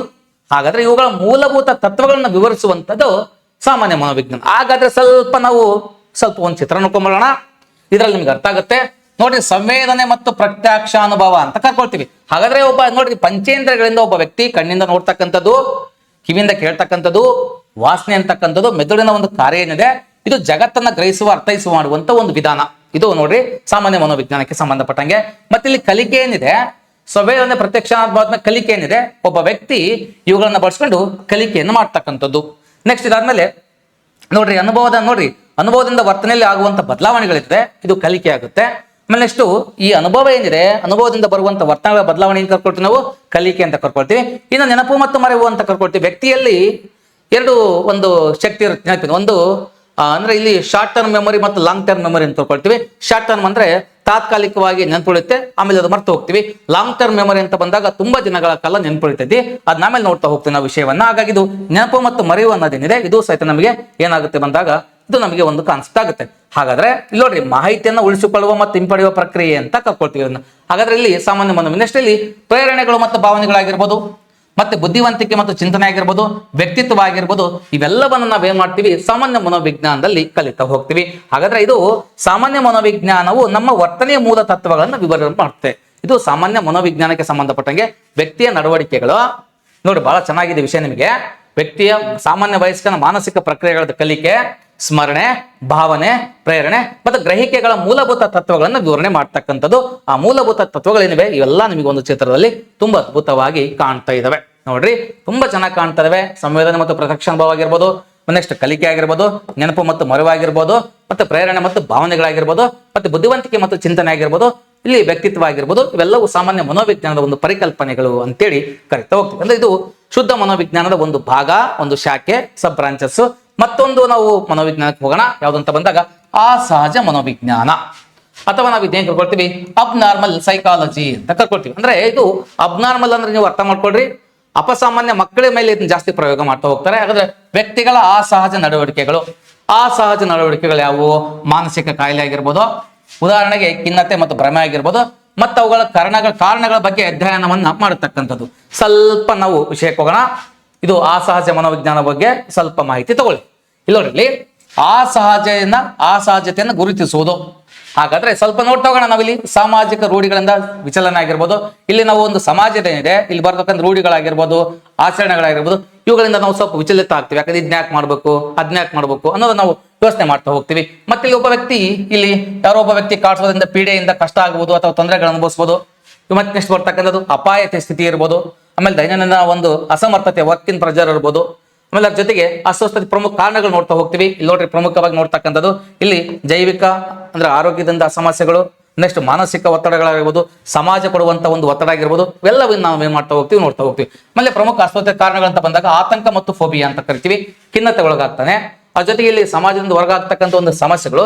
ಆಮೇಲೆ ನೆಕ್ಸ್ಟ್ ಇಲ್ಲಿ ನೋಡ್ರಿ, ಪದೇ ಪದೇ ಕೆಲಸ ಒತ್ತಡ ಏನಿದೆ, ಪದೇ ಪದೇ ಒತ್ತಡದ ಕೆಲಸಗಳು, ಅವೆಲ್ಲ ಮನುಷ್ಯನಿಗೆ ಖಿನ್ನತೆ ಒಳಗಾಗ್ತವೆ. ಚಿಕಿತ್ಸೆಯ ವಿಧಾನ ಹೇಗಾದ್ರೆ ನೋಡ್ರಿ, ಇಲ್ಲಿ ಎಕ್ಸ್ಪೆಷಲಿ ಇದು ಜಾಸ್ತಿ ಆಗ್ತಕ್ಕಂಥದ್ದು ಅಂತ ಬಂದಾಗ ಅಸಾಮಾನ್ಯ ಮನೋವಿಜ್ಞಾನ ಏನಿದೆ ಇದು ವಿದ್ಯಾರ್ಥಿ ಅಥವಾ ವಿದ್ಯಾರ್ಥಿಗಳ ಮೇಲೆ ಬಳಸ್ತಕ್ಕಂಥ ವಿಜ್ಞಾನ. ಹಾಗಾದ್ರೆ ಇದು ಸೈಕೋಥೆರಪಿ ಮಾಡ್ತಾ ಹೋಗ್ತೀವಿ, ಮಾತನಾಡುವಂಥದ್ದು. ಮತ್ತೆ ಅದ್ರ ಜೊತೆಗೆ ಇಲ್ಲಿ ನೆಕ್ಸ್ಟ್ ಆಲೋಚನೆಗಳನ್ನ ಬದಲಿಸ್ತಕ್ಕಂಥದ್ದು. ಅಂದ್ರೆ ಒಬ್ಬ ವ್ಯಕ್ತಿಗೆ ಏನಿದೆ ಇಲ್ಲಿ ಖಿನ್ನತೆಗೊಳಗಾದ ಒಂದು ಆಲೋಚನೆ ಮಾಡ್ಬೇಕು, ನಾವು ಬದಲಿ ಮಾಡ್ಕೊಂತ ಹೋಗ್ಬೇಕಾಗತ್ತೆ. ಆಮೇಲೆ ನೆಕ್ಸ್ಟ್ ನಕಾರಾತ್ಮಕ ಚಟುವಟಿಕೆಗಳನ್ನ ಇಲ್ಲಿ ಔಷಧೋಪಚಾರಗಳನ್ನ ಕೊಡುವಂಥದ್ದು. ಈ ತರ ಏನಿದೆ ಇದು ನಮಗೆ ಯಾವುದಕ್ಕೆ ಸಂಬಂಧಪಟ್ಟಂಗೆ ಅಸಹಜ ಮನೋವಿಜ್ಞಾನ ಅಥವಾ ಮಾನಸಿಕ ಅಸ್ವಸ್ಥತೆಗಳ ಅಧ್ಯಯನ ಬಗ್ಗೆ ನಾವು ಇದನ್ನ ನೋಡ್ತಾ ಹೋಗ್ತೀವಿ. ಹಾಗಾದ್ರೆ ಈ ಅಸಹಜ ಮನೋವಿಜ್ಞಾನಕ್ಕೆ ಏನಿದೆ ಚಿಕಿತ್ಸೆ ಇದೆ, ಸೈಕೋಥೆರಪಿ ಮಾಡ್ಕೊಳ್ತಾ ಹೋಗ್ತೀವಿ. ಅಂದ್ರೆ ಸಮಾಲೋಚನೆ ಮಾಡಿ ಅವನ್ನ ತಿದ್ದುವಂತ ಪ್ರಯತ್ನ ಮಾಡ್ತೀವಿ. ಮತ್ತೆ ನಕಾರಾತ್ಮಕ ನಡವಳಿಕೆ ವಿರುದ್ಧ ಅವರಿಗೆ ಔಷಧೋಪಚಾರಗಳನ್ನ ಅಥವಾ ವಿಷಯಗಳನ್ನ ತಿದ್ದುವಂತ ಒಂದು ಪ್ರಯತ್ನ ಮಾಡ್ತಾ ಹೋಗ್ತೀವಿ. ಹಾಗಾದ್ರೆ ಇದು ಲಕ್ಷ್ಯ ರೋಗಿಗಳಿಗೆ ಚಿಕಿತ್ಸೆ ನೀಡಿ ಸಾಮಾನ್ಯ ಜೀವನದನ್ನ ನಡೆಸುವಂತ ಮಾಡ್ತಕ್ಕ. ಅಂದ್ರೆ ಇಲ್ಲಿ ವಿದ್ಯಾರ್ಥಿಗಳಲ್ಲಿ ಆಗುವಂತ ಒಂದು ಕಾನ್ಸೆಪ್ಟ್ಗಳೇನಿವೆ ಅವುಗಳನ್ನ ಬಹಳ ಚೆನ್ನಾಗಿ ಓದ್ತೀವಿ. ಯಾಕಂದ್ರೆ ಒಬ್ಬ ಶಿಕ್ಷಕರಾಗಿ ವಿದ್ಯಾರ್ಥಿಗಳ ಮನಸ್ಥಿತಿಯನ್ನು ಅರ್ಥ ಮಾಡ್ಕೊಂಡು ಬಹಳ ಇಂಪಾರ್ಟೆಂಟ್ ಆಗುತ್ತೆ. ವಿದ್ಯಾರ್ಥಿ ಮನಸ್ಥಿತಿ ಹೇಗಿದೆ, ಅವನಿಗೆ ಯಾವ ಚಿಕಿತ್ಸೆ ಕೊಡ್ಬೇಕಾಗಿದೆ, ಅವನ ಮನಸ್ಥಿತಿ ಏನ್ ನಡೀತಾ ಇದೆ ಅವನ ಮನಸ್ಸಲ್ಲಿ, ಈ ನಡೆಯೋಕೆ ಏನ್ ಕಾರಣ ನೋಡಿ ಬಹಳ ಚಿನ್ನ ಇದೆ. ಇಲ್ಲಿ ಯಾವುದೋ ಒಬ್ಬ ವ್ಯಕ್ತಿಯ ಒಂದು ಕಾಡ್ಸುವಿಕೆ ಆಗಿರ್ಬೋದು, ಸಮಾಜದಲ್ಲಿ ನಡೆಯುವಂಥ ನುಡಿಗಳಾಗಿರ್ಬೋದು, ಆಮೇಲೆ ಒಂದು ದೈನಂದಿನ ಒಂದು ಅಸಮರ್ಥತೆ ಆಗಿರ್ಬೋದು, ಮತ್ತೆ ಕೆಲವೊಂದು ಅಪಾಯಗಳಾಗಿರ್ಬೋದು, ಮತ್ತೆ ಇಲ್ಲಿ ಜೈವಿಕ ಅಥವಾ ಆರೋಗ್ಯವಾಗಿ ವ್ಯಕ್ತಿ ತೊಂದರೆ ಅನುಭವಿಸ್ತಾ ಇರ್ಬೋದು, ಅಥವಾ ಮಾನಸಿಕ ಒತ್ತಡಗಳು ಇರ್ಬೋದು. ಅವನಿಗೆ ಮಾನಸಿಕ ಒತ್ತಡ ಅಂತ ಬಂದಾಗ ಮನೆಯ ಒತ್ತಡ ಆಗಿರ್ಬೋದು, ಅಥವಾ ಪರಿಸರದ ಒತ್ತಡ ಆಗಿರ್ಬೋದು, ಮತ್ತೆ ಸಮಾಜ ಕೊಡ್ತಕ್ಕಂಥ ಒತ್ತಡಗಳು, ಇವೆಲ್ಲವನ್ನ ಒಬ್ಬ ವಿದ್ಯಾರ್ಥಿಗೆ ಅಪ್ಲೈ ಮಾಡ್ಕೊಂಡು ಅವನು ಯಾಕೆ ಈ ರೀತಿ ಮಾಡ್ತಾ ಇದ್ದಾನೆ, ಇದಕ್ಕೆ ಕಾರಣ ಏನು, ಅದಕ್ಕೆ ನಾವು ಚಿಕಿತ್ಸೆ ಕೊಡುವಂತ ಪ್ರಯತ್ನ ಮಾಡಬೇಕಾಗುತ್ತೆ. ಅದಕ್ಕೆ ನಾವು ಹೆಂಗ ಕೊಡ್ತೀವಿ ಅಸಹಜ ಮನೋವಿಜ್ಞಾನ ಅಥವಾ ಮಾನಸಿಕ ಅಸ್ವಸ್ಥತೆಗಳ ಅಧ್ಯಯನ ಮತ್ತು ಚಿಕಿತ್ಸೆ ಅಂತೇಳಿ ಇದನ್ನ ನಾವು ನೋಡ್ತಾ ಹೋಗ್ತೀವಿ. ಮುಂದೆ ಹೋಗೋಣ. ಮುಂದೆ ಬಂದಾಗ ಸಾಮಾಜಿಕ ಮನೋವಿಜ್ಞಾನ ಬಹಳ ಚೆನ್ನಾಗಿದೆ. ಒಬ್ಬ ವ್ಯಕ್ತಿ ಸಮಾಜದಲ್ಲಿ ಬೇರೆಯವರನ್ನು ನೋಡ್ಕೊಂಡು ಹೇಗೆ ವರ್ತನೆ ಮಾಡ್ತಾನೆ ಅನ್ನೋದನ್ನ ನಾವು ನೋಡ್ಕೋಬೇಕಾಗುತ್ತೆ ಅಷ್ಟೇ. ನೋಡ್ರಿ, ಇದು ಸೋಷಿಯಲ್ ಸೈಕಾಲಜಿ ಅಂತ ಕರ್ಕೊಳ್ತೀವಿ. ಒಂದು ಗುಂಪಿನಲ್ಲಿ ವ್ಯಕ್ತಿಯ ವರ್ತನೆ ಹೇಗಿರುತ್ತದೆ ಮತ್ತು ಇತರರ ಉಪಸ್ಥಿತಿಯ ವ್ಯಕ್ತಿತ್ವದ ಮೇಲೆ ಹೇಗೆ ಪ್ರಭಾವ ಬೀರುತ್ತದೆ ಎಂಬುದನ್ನ ತಿಳಿಸ್ತಕ್ಕಂಥದ್ದು. ಅಂದ್ರೆ ಇದು ಸಮಾಜದಲ್ಲಿ ಒಂದು ಗುಂಪು ಅಂದ್ರೆ ಸಮಾಜದಲ್ಲಿ ವ್ಯಕ್ತಿಯ ವರ್ತನೆ ಹೇಗಿರುತ್ತದೆ, ಇತರರ ಉಪಸ್ಥಿತಿಯು ವ್ಯಕ್ತಿಯ ಮೇಲೆ ಹೇಗೆ ಈಗ ಯಾರಾದ್ರೂ ಬಂದ್ರೆ ಆ ಗುಂಪಲ್ಲಿ ಸೇರ್ಕೊಂಡ್ರೆ ಇತರರ ಒಂದು ಉಪಸ್ಥಿತಿ ಏನಿದೆ ಆ ವ್ಯಕ್ತಿಯ ಮೇಲೆ ಹೇಗೆ ಪ್ರಭಾವ ಬೀರುತ್ತದೆ ಅನ್ನೋದನ್ನ ನಾವು ನೋಡ್ತಾ ಹೋಗ್ತೀವಿ. ಇದು ನಾವು ಸಾಮಾಜಿಕ ಮನೋವಿಜ್ಞಾನ ಅಂತೇಳಿ ಕರಿತೀವಿ. ಸ್ವಲ್ಪ ಚಿತ್ರ ನೋಡ್ಕೊಂಡ್ಬರೋಣ, ಬಹಳ ಈಜಿ ಅನ್ಸುತ್ತೆ. ನೋಡ್ರಿ, ಇಲ್ಲಿ ಸಾಮಾಜಿಕ ಮನೋವಿಜ್ಞಾನ ಅಂತ ನಾವು ಟೈಟಲ್ ಕೊಟ್ಟಿದೀವಿ. ಇತರರ ಮಾತು ನಿಮಗೆ ಹೇಳಿದ್ದೆ ನಾನು, ನಂಬಿಕೆ, ಒತ್ತಡಕ್ಕೆ ನಮ್ಮ ನಡವಳಿಕೆಯನ್ನ ಬದಲಿಸಿಕೊಳ್ಳುವುದು. ಸಮಾಜದ ನಾವು ಇನ್ನೊಬ್ಬ ವ್ಯಕ್ತಿ ನಮ್ಮನ್ನು ನೋಡ್ತಾ ಇದ್ದಾನೆ, ಆತನ ಮಾತಾಗಿರ್ಬೋದು, ಆತನ ಒಂದು ಒತ್ತಡ ಹಾಕ್ಬೋದು, ಮತ್ತೆ ಆತನ ನಡವಳಿಕೆಯಿಂದ ನಮ್ಮ ನಡವಳಿಕೆಯನ್ನು ಮಾಡ್ಕೊಳ್ಳೋದು, ಬದಲಿ ಮಾಡ್ತಕ್ಕಂಥದ್ದು ಸಮಾಜದಲ್ಲಿ ನೋಡ್ಕೊಳ್ತಾ ಹೋಗ್ತೀವಿ. ಆಮೇಲೆ ನೆಕ್ಸ್ಟ್ ಸೆಕೆಂಡ್ ಇದೆ ಪೂರ್ವಗ್ರಹ ಮತ್ತು ತಾರತಮ್ಯ. ಇಲ್ಲಿ ಪೂರ್ವಗ್ರಹ ಅಂತ ಬಂದಾಗ ನಮ್ಮ ಮನಸ್ಸಲ್ಲಿ ಕಾಣ್ತಾ ಇದೆ ಜಾತಿ, ಧರ್ಮ ಆಧಾರದ ಮೇಲೆ ತಪ್ಪು ಅಭಿಪ್ರಾಯ ಮತ್ತು ಕೆಟ್ಟ ನಡವಳಿಕೆ. ಈಗ ಒಬ್ಬ ಧರ್ಮವನ್ನು ಕುರಿತು ಮಾತಾಡುವಂಥದ್ದು, ಜಾತಿಯನ್ನು ಕುರಿತು ಮಾತಾಡುವಂಥದ್ದು, ಇವು ನಾವು ಪೂರ್ವಗ್ರಹ ಅಂತ ಕರ್ಕೊಳ್ತೀವಿ, ತಾರತಮ್ಯ ಅಂತ ಕರ್ಕೊಳ್ತೀವಿ. ಅದು ವ್ಯಕ್ತಿಯ ಮೇಲೆ ಏನಾಗುತ್ತೆ, ಕೆಟ್ಟ ನಡವಳಿಕೆಗಳು ಏನಿದಾವೆ ಆ ವ್ಯಕ್ತಿಯ ಮೇಲೆ ಇದು ತುಂಬಾ ಪ್ರಭಾವ ಬೀರುತ್ತೆ. ಈ ತರ ಇರಬಾರ್ದು ಅಂತ ಹೇಳ್ತಾ ಹೋಗ್ತೀವಿ. ನೆಕ್ಸ್ಟ್ ಬರ್ತಕ್ಕಂಥದ್ದು ಸಾಮಾಜಿಕ ಗ್ರಹಿಕೆ. ಅಂದ್ರೆ ಇಲ್ಲಿ ಸಮಾಜದಲ್ಲಿ ನಾವೇನ್ ಗ್ರಹಿಕೆ ಮಾಡ್ಕೊಳ್ತಾ ಹೋಗ್ತೀವಿ, ನಾವು ಇತರರನ್ನ ಹೇಗೆ ಅರ್ಥೈಸಿಕೊಳ್ಳುತ್ತೇವೆ ಮತ್ತು ಅವರು ನಮ್ಮ ಬಗ್ಗೆ ಅಭಿಪ್ರಾಯ ಹೇಗೆ ರೂಪಿಸುತ್ತಾರೆ. ನೋಡ್ರಿ, ಇಲ್ಲಿ ನಾವು ಇತರರ ಬಗ್ಗೆ ಹೇಗೆ ನಾವು ಅರ್ಥ ಮಾಡ್ಕೊಳ್ತೀವಿ ಮತ್ತು ಅವರ ಬಗ್ಗೆ ಅಭಿಪ್ರಾಯವನ್ನು ರೂಪಣೆ ಮಾಡ್ಕೊಳ್ತೀವಿ ಅನ್ನೋದನ್ನ ನಾವು ನೋಡ್ತಾ ಹೋಗ್ತೀವಿ. ಆಮೇಲೆ ನೆಕ್ಸ್ಟ್ ನಾಯಕತ್ವ ಮತ್ತು ಗುಂಪು ಚಲನೆ ಬಹಳ ಇಂಪಾರ್ಟೆಂಟ್ ಆಗುತ್ತೆ. ಅಂದ್ರೆ ಇಲ್ಲಿ ನೋಡ್ರಿ, ಗುಂಪಿನಲ್ಲಿ ನಾಯಕನ ಪಾತ್ರ, ಸದಸ್ಯರ ನಡುವಿನ ಸಹಕಾರ ಬಹಳ ಇಂಪಾರ್ಟೆಂಟ್ ಆಗುತ್ತೆ. ಯಾವ್ದಾದ್ರು ಒಂದು ಗುಂಪಿದೆ ಅಂದ್ರೆ ಆ ಗುಂಪಿನಲ್ಲಿ ನಾಯಕನ ಪಾತ್ರ ಏನಾಗುತ್ತೆ, ಬಹಳ ಇಂಪಾರ್ಟೆಂಟ್ ಆಗುತ್ತೆ. ಮತ್ತೆ ಸದಸ್ಯರ ನಡುವಿನ ಸಹಕಾರ ಏನಿದೆ, ಇವ್ನು ನಾಯಕನು ಚೆನ್ನಾಗಿ ವರ್ಕ್ ಮಾಡ್ಬೇಕಾಗತ್ತೆ. ಈಗ ಬಹುಶಃ ನಿನ್ನೆ ನಾವು ಇಂಡಿಯನ್ ಕ್ರಿಕೆಟ್ ನೋಡಿ, ನಿನ್ನೆ ನಾವು ನ್ಯೂಜಿಲೆಂಡ್ ಮೇಲೆ IPL ಮ್ಯಾಚ್ ಆಡಿದ್ವಿ, ಫೈನಲ್ ಮ್ಯಾಚ್ ಗೆದ್ವಿ. ಅದಕ್ಕೆ ನಾಯಕತ್ವ ಬಹಳ ಇಂಪಾರ್ಟೆಂಟ್ ಆಗುತ್ತೆ. ಸೂರ್ಯಕುಮಾರ್ ಯಾದವ್ ಅದ್ಭುತವಾದ ನಾಯಕತ್ವವನ್ನು ಮಾಡ್ತಾರೆ. ನಾಯಕತ್ವ ಮಾಡ್ಕೊಂಡು ಸೂರ್ಯಕುಮಾರ್ ಯಾದವ್ ಒಬ್ಬರೇ ಮ್ಯಾಚ್ ಅನ್ನ ಗೆಲ್ಲಿಸಲಿಲ್ಲ. ಅವ್ರ ಜೊತೆಗೆ ನಿನ್ನೆ ಅಭಿಷೇಕ್ ಶರ್ಮಾ ಚೆನ್ನಾಗಿ ಬ್ಯಾಟಿಂಗ್ ಆಡಿದ್ರು, ಕಿಶನ್ ಆಡಿದ್ರು, ಸಂಜು ಸ್ಯಾಮ್ಸನ್ ಅಂತೂ ಅದ್ಭುತವಾದ ಬ್ಯಾಟಿಂಗ್ ಆಡಿದ್ರು. ಅವೆಲ್ಲ ಸದಸ್ಯರು. ಆಮೇಲೆ ನಮ್ಮ ಅಕ್ಷರ್ ಪಟೇಲ್ ಆಗಿರ್ಬೋದು, ಬೂಮ್ರಾ ಅದ್ಭುತವಾದ ಬಾಲಿಂಗ್. ಅವೆಲ್ಲರ ಸಹಕಾರ, ಹಾರ್ದಿಕ್ ಪಾಂಡ್ಯ ಆಗಿರ್ಬೋದು, ಎಲ್ಲರ ಸಹಕಾರ ಏನಾಯ್ತು, ಆ ಒಂದು ಸಮಾಜವನ್ನ ಮುನ್ನಡೆಸಲಿಕ್ಕೆ ನಾಯಕನ ಪಾತ್ರ ಮತ್ತು ಸದಸ್ಯರ ನಡುವಿನ ಸಹಕಾರ ಏನಿದೆ ಅದು ನಾವು ಇಂಡಿಯನ್ ಟೀಮಿಗೆ ಕೊಡಬೇಕಾಗತ್ತೆ. ಅದ್ಭುತವಾದ ನಮ್ಮ ಟೀಮ್ ಇದೆ. ಹಾಗಾಗಿ ಇದು ಒಂದು ನಾಯಕತ್ವ ಮತ್ತು ಗುಂಪು ಚಲನಶೀಲತೆ ಅಂತ ಕರ್ಕೊಳ್ತಾ ಹೋಗ್ತೀವಿ. ಆಮೇಲೆ ನೆಕ್ಸ್ಟ್ ಆಕರ್ಷಣೆ ಮತ್ತು ಸಂಬಂಧಗಳು ಅಂತ ಹೇಳ್ತೀವಿ. ನೋಡಿ, ಸಮಾಜದಲ್ಲಿ ಇನ್ನೊಬ್ಬರ ವ್ಯಕ್ತಿಗೆ ನಾವು ಆಕರ್ಷಣೆಗೊಳಪಡ್ತೀವಿ, ಅವ್ರ ಜೊತೆಗಿರುವಂತ ಸ್ನೇಹ ಸಂಬಂಧ ಆಗಿರ್ಬೋದು, ಅವುಗಳ ಬಗ್ಗೆ ನಾವು ಇಲ್ಲಿ ನೋಡ್ತಾ ಹೋಗ್ತೀವಿ. ನೋಡ್ರಿ, ಬಹಳ ಚೆನ್ನಾಗಿದೆ. ಇಲ್ಲಿ ಜನರು ಆಕರ್ಷಿತರಾಗುತ್ತಾರೆ, ಸ್ನೇಹ ಮತ್ತು ಪ್ರೀತಿ ಸಂಬಂಧಗಳು ಇಲ್ಲಿ ಬೆಳವಣಿಗೆ ಆಗ್ತವೆ. ಇಲ್ಲಿ ವ್ಯಕ್ತಿತ್ವ ಅಂತ ಬಂದಾಗ ಆಕರ್ಷಣೆಗೊಳಪಡುವಂಥದ್ದು ಸಮಾಜದಲ್ಲಿ ಕಾಮನ್ ಕಂಡು ಬರ್ತದೆ. ಹಾಗಾದ್ರೆ ಅರ್ಥ ಮಾಡ್ಕೋಬೇಕಾಗತ್ತೆ, ನಾವು ಸಾಮಾಜಿಕ ಮನೋವಿಜ್ಞಾನವು ನಾವು ಸಮಾಜದಲ್ಲಿ ಹೇಗೆ ಬದುಕುತ್ತೇವೆ, ಸಂಬಂಧಗಳನ್ನ ಹೇಗೆ ಬೆಳೆಸಿಕೊಳ್ಳುತ್ತೇವೆ ಎಂಬುದನ್ನ ತಿಳಿಸುವಂಥದ್ದು. ಇದು ಸಮಾಜ ಅಂದ ತಕ್ಷಣ ಸಮಾಜದಲ್ಲಿ ಗುಂಪಿನಲ್ಲಿ ವರ್ತನೆ, ನಾವು ಗುಂಪಿನೊಂದಿಗೆ ಹೇಗಿರ್ತೀವಿ, ಗುಂಪಿನಲ್ಲಿ ನಮ್ಮಿಂದ ಯಾವ ರೀತಿ ಬದಲಾವಣೆ ಆಗುತ್ತೆ ಅನ್ನೋದನ್ನ ನಾವು ಇಲ್ಲಿ ನೋಡ್ತಾ ಹೋಗ್ತೀವಿ ಸಾಮಾಜಿಕ ಮನೋವಿಜ್ಞಾನದಲ್ಲಿ. ಬರೀ ಮುಂದೆ ವಿಷಯಕ್ಕೆ ಹೋಗುವಂತ ಪ್ರಯತ್ನ ಮಾಡೋಣ. ನೋಡಿ, ಇದು ವಿಕಾಸಾತ್ಮಕ ಮನೋವಿಜ್ಞಾನ, ಡೆವಲಪ್ಮೆಂಟಲ್ ಸೈಕಾಲಜಿ ಅಂತ ಕರ್ಕೊಳ್ತಾ ಹೋಗ್ತೀವಿ. ಅಂದ್ರೆ ನಾವು ಮನುಷ್ಯ ತಾಯಿಯ ಗರ್ಭಾವಸ್ಥೆಯಿಂದ ಒಂದು ಮರಣದವರೆಗೆ ಏನು ವಿಕಾಸ ಆಗ್ತಾನೆ ಅದನ್ನ ಕುರಿತು ಅಧ್ಯಯನ ಮಾಡ್ತಕ್ಕಂಥ ನಾವು ವಿಕಾಸಾತ್ಮಕ ಮನೋವಿಜ್ಞಾನ ಅಂತ ಕರ್ಕೊಳ್ತೀವಿ, ಡೆವಲಪ್ಮೆಂಟಲ್ ಸೈಕಾಲಜಿ ಅಂತ ಕರ್ಕೊಳ್ತೀವಿ. ನೋಡ್ರಿ, ಇದರಲ್ಲಿ ವ್ಯಕ್ತಿಯ ಜನನದಿಂದ ಮರಣದವರೆಗೆ ಹಂತ ಹಂತವಾಗಿ ಹೇಗೆ ಬೆಳೀತಾನೆ ಮತ್ತೆ ಹೇಗೆ ವಿಕಾಸ ಆಗುತ್ತಾನೆ ಅಂತೇಳಿ ಇದನ್ನ ನಾವು ನೋಡ್ತಾ ಹೋಗ್ತೀವಿ. ಮತ್ತೆ ಇದು ನೀವು ಓದುತ್ತಿರುವ ಒಂದು ಶಿಶು ಮನೋವಿಜ್ಞಾನ ಏನಿದೆ, ಇದನ್ನ ಒಳಗೊಂಡಿರುವಂತದ್ದು ಶಿಶು ಮನೋವಿಜ್ಞಾನ ಅಂತೇಳಿ ಇದನ್ನ ನಾವು ಕರಿತಾ ಹೋಗ್ತೀವಿ. ನೆಕ್ಸ್ಟ್ ಬರುವಂತ ಒಂದು ವಿಷಯಕ್ಕೆ ಹೋಗೋಣ. ನಾವು ಸ್ವಲ್ಪ ಸ್ಲೈಡ್ ಅಲ್ಲಿ ನೋಡ್ತಾ ಹೋಗೋಣ ವಿಕಾಸ ಹೇಗಾಯ್ತಂತ. ನೋಡ್ರಿ, ಮನುಷ್ಯ ನಿಸರ್ಗದಲ್ಲಿ ಒಂದು ಜೀವಿ, ಈತ ಬದುಕ್ತಕ್ಕಂಥ ನೋಡ್ರಿ, ಇಲ್ಲಿ ಫಸ್ಟ್ ಆರಂಭದಲ್ಲಿ ಒಂದು ಮಂಗನ್ ತರ ಮನುಷ್ಯ ಬಿಹೇವ್ ಇತ್ತು. ಆಮೇಲೆ ಒಂದು ಚಿಕ್ಕ ಗುಡಿಸಲನ್ನ ಹಾಕೊಂಡು ಆಮೇಲೆ ಬಗ್ಗಿ ನಡೀತಾ ಇದ್ದ, ಆಮೇಲೆ ನಿಂತ್ಕೊಳ್ಳೋದನ್ನ ಕಲ್ತ, ಆಮೇಲೆ ಪ್ರಾಣಿಗಳು ನೋಡಿ ಇಲ್ಲಿ ಪ್ರಾಣಿಗಳನ್ನ ಬೇಟೆಯಾಡಿ ತಿನ್ನೋದನ್ನ ಕಲ್ತ, ಬೆಂಕಿಯನ್ನ ಉತ್ಪಾದನೆ ಮಾಡ್ದ. ಈ ತರ ಮನುಷ್ಯನ ವಿಕಾಸ ಆಯ್ತು. ಆಮೇಲೆ ಪ್ರಾಚೀನ ಸಮಸ್ಯೆಗಳು ಏನಾಗ್ತವೆ, ಆಮೇಲೆ ಬೇಟೆಯಾಡೋದು, ಪ್ರಾಣಿಗಳನ್ನ ಸಾಯಿಸುವಂಥದ್ದು, ಆಮೇಲೆ ಅವುಗಳನ್ನು ಪ್ರೇರಿತವಾಗುವಂಥದ್ದು. ಆಮೇಲೆ ನೆಕ್ಸ್ಟ್ ಮನುಷ್ಯನ ಮೆದುಳು ಪ್ರಕ್ರಿಯೆ ಆಗುತ್ತೆ. ಭಯ, ಎಚ್ಚರಿಕೆ, ಸಮಾಜದೊಂದಿಗೆ ಬೆರೆಯುವಿಕೆ, ಸಂಗಾತಿ ಆಯ್ಕೆ, ಸಮಸ್ಯೆ ಪರಿಹಾರ, ವಂಶಾಭಿವೃದ್ಧಿ, ಬದುಕುಳಿಕೆ, ನಿಧಾನಕ್ಕೆ ಒಂದೊಂದೇ ಮನುಷ್ಯ ಡೆವಲಪ್ಮೆಂಟ್ ಆಗ್ತಾ ಹೋಗ್ತಾನೆ. ಆಮೇಲೆ ಮನುಷ್ಯ ಆಹಾರದ ಆಯ್ಕೆ ಚೇಂಜಸ್ ಆಗುತ್ತೆ. ಆರಂಭದಲ್ಲಿ ಬೇಟೆ ಆಡ್ತಿದ್ದ, ಆಮೇಲೆ ಮನುಷ್ಯ ಆಹಾರಗಳನ್ನು ತಗೊಳ್ತಾನೆ.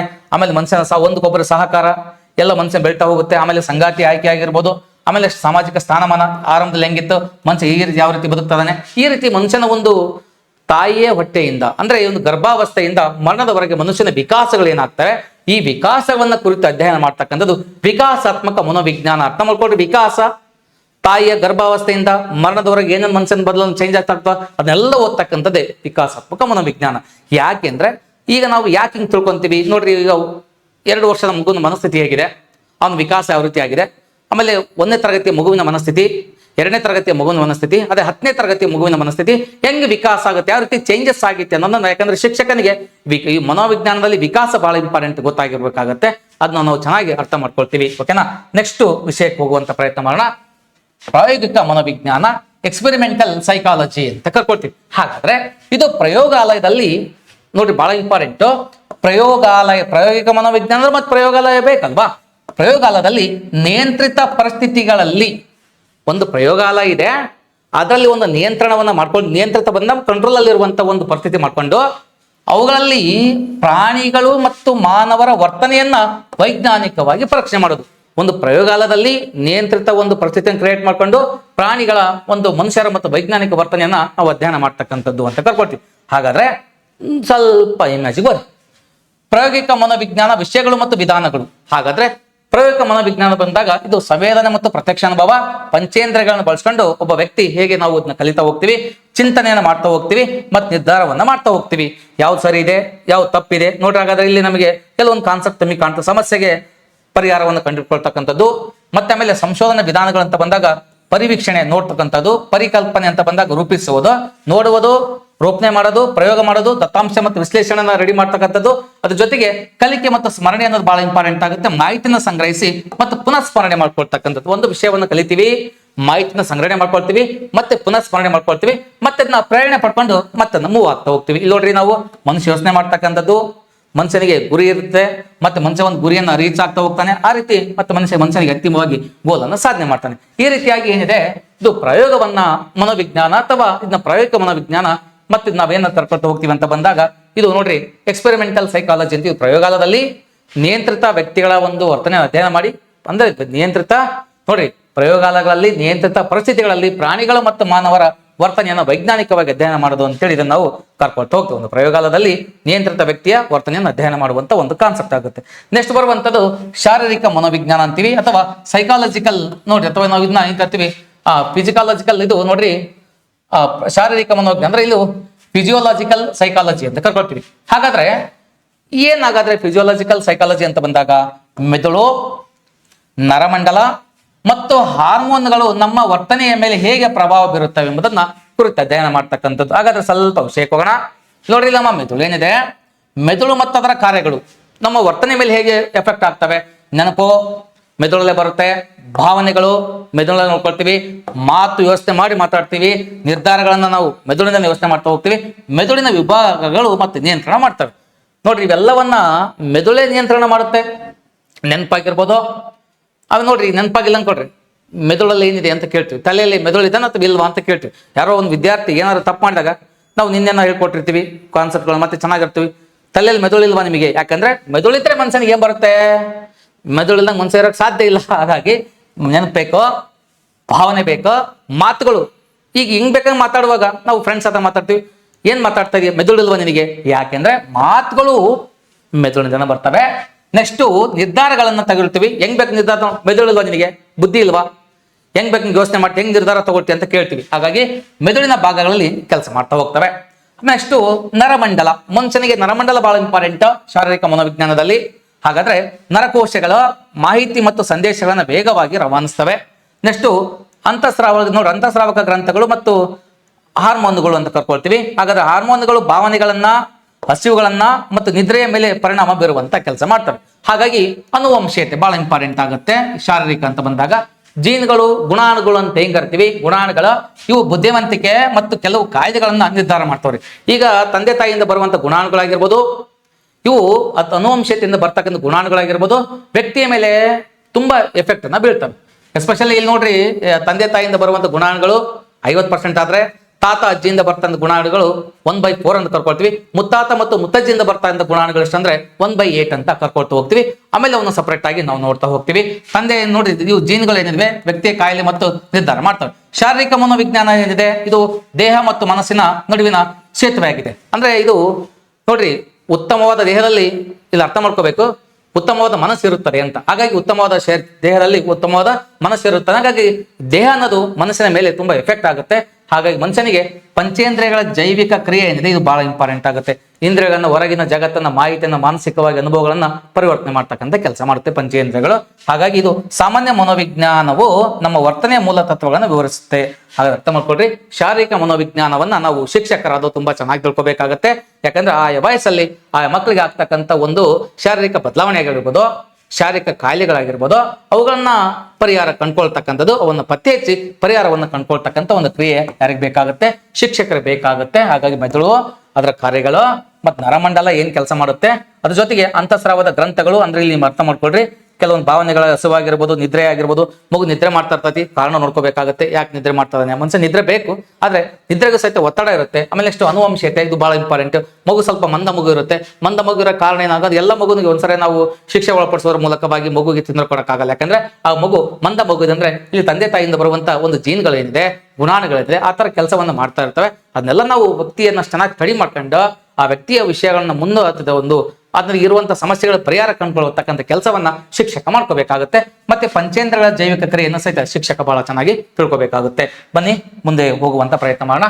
ನೆಕ್ಸ್ಟ್ ತುಲನಾತ್ಮಕ ಮನೋವಿಜ್ಞಾನ ಅಂತೀವಿ ಅಥವಾ ಕಂಪೇರೇಟಿವ್ ಸೈಕಾಲಜಿ ಅಂತ ಕರ್ಕೊಳ್ತೀವಿ. ಸರ್, ಕಂಪೇರೇಟಿವ್ ಸೈಕಾಲಜಿ ಅಂತ ಬಂದಾಗ ಪ್ರಾಣಿಗಳ ವರ್ತನೆಯನ್ನ ಅಧ್ಯಯನ ಮಾಡಿ ಅದನ್ನ ಮಾನವ ವರ್ತನೆಗೆ ಹೋಲಿಕೆ ಮಾಡುವಂತ ನೋಡುವಂತ ಒಂದು ವಿಧಾನ.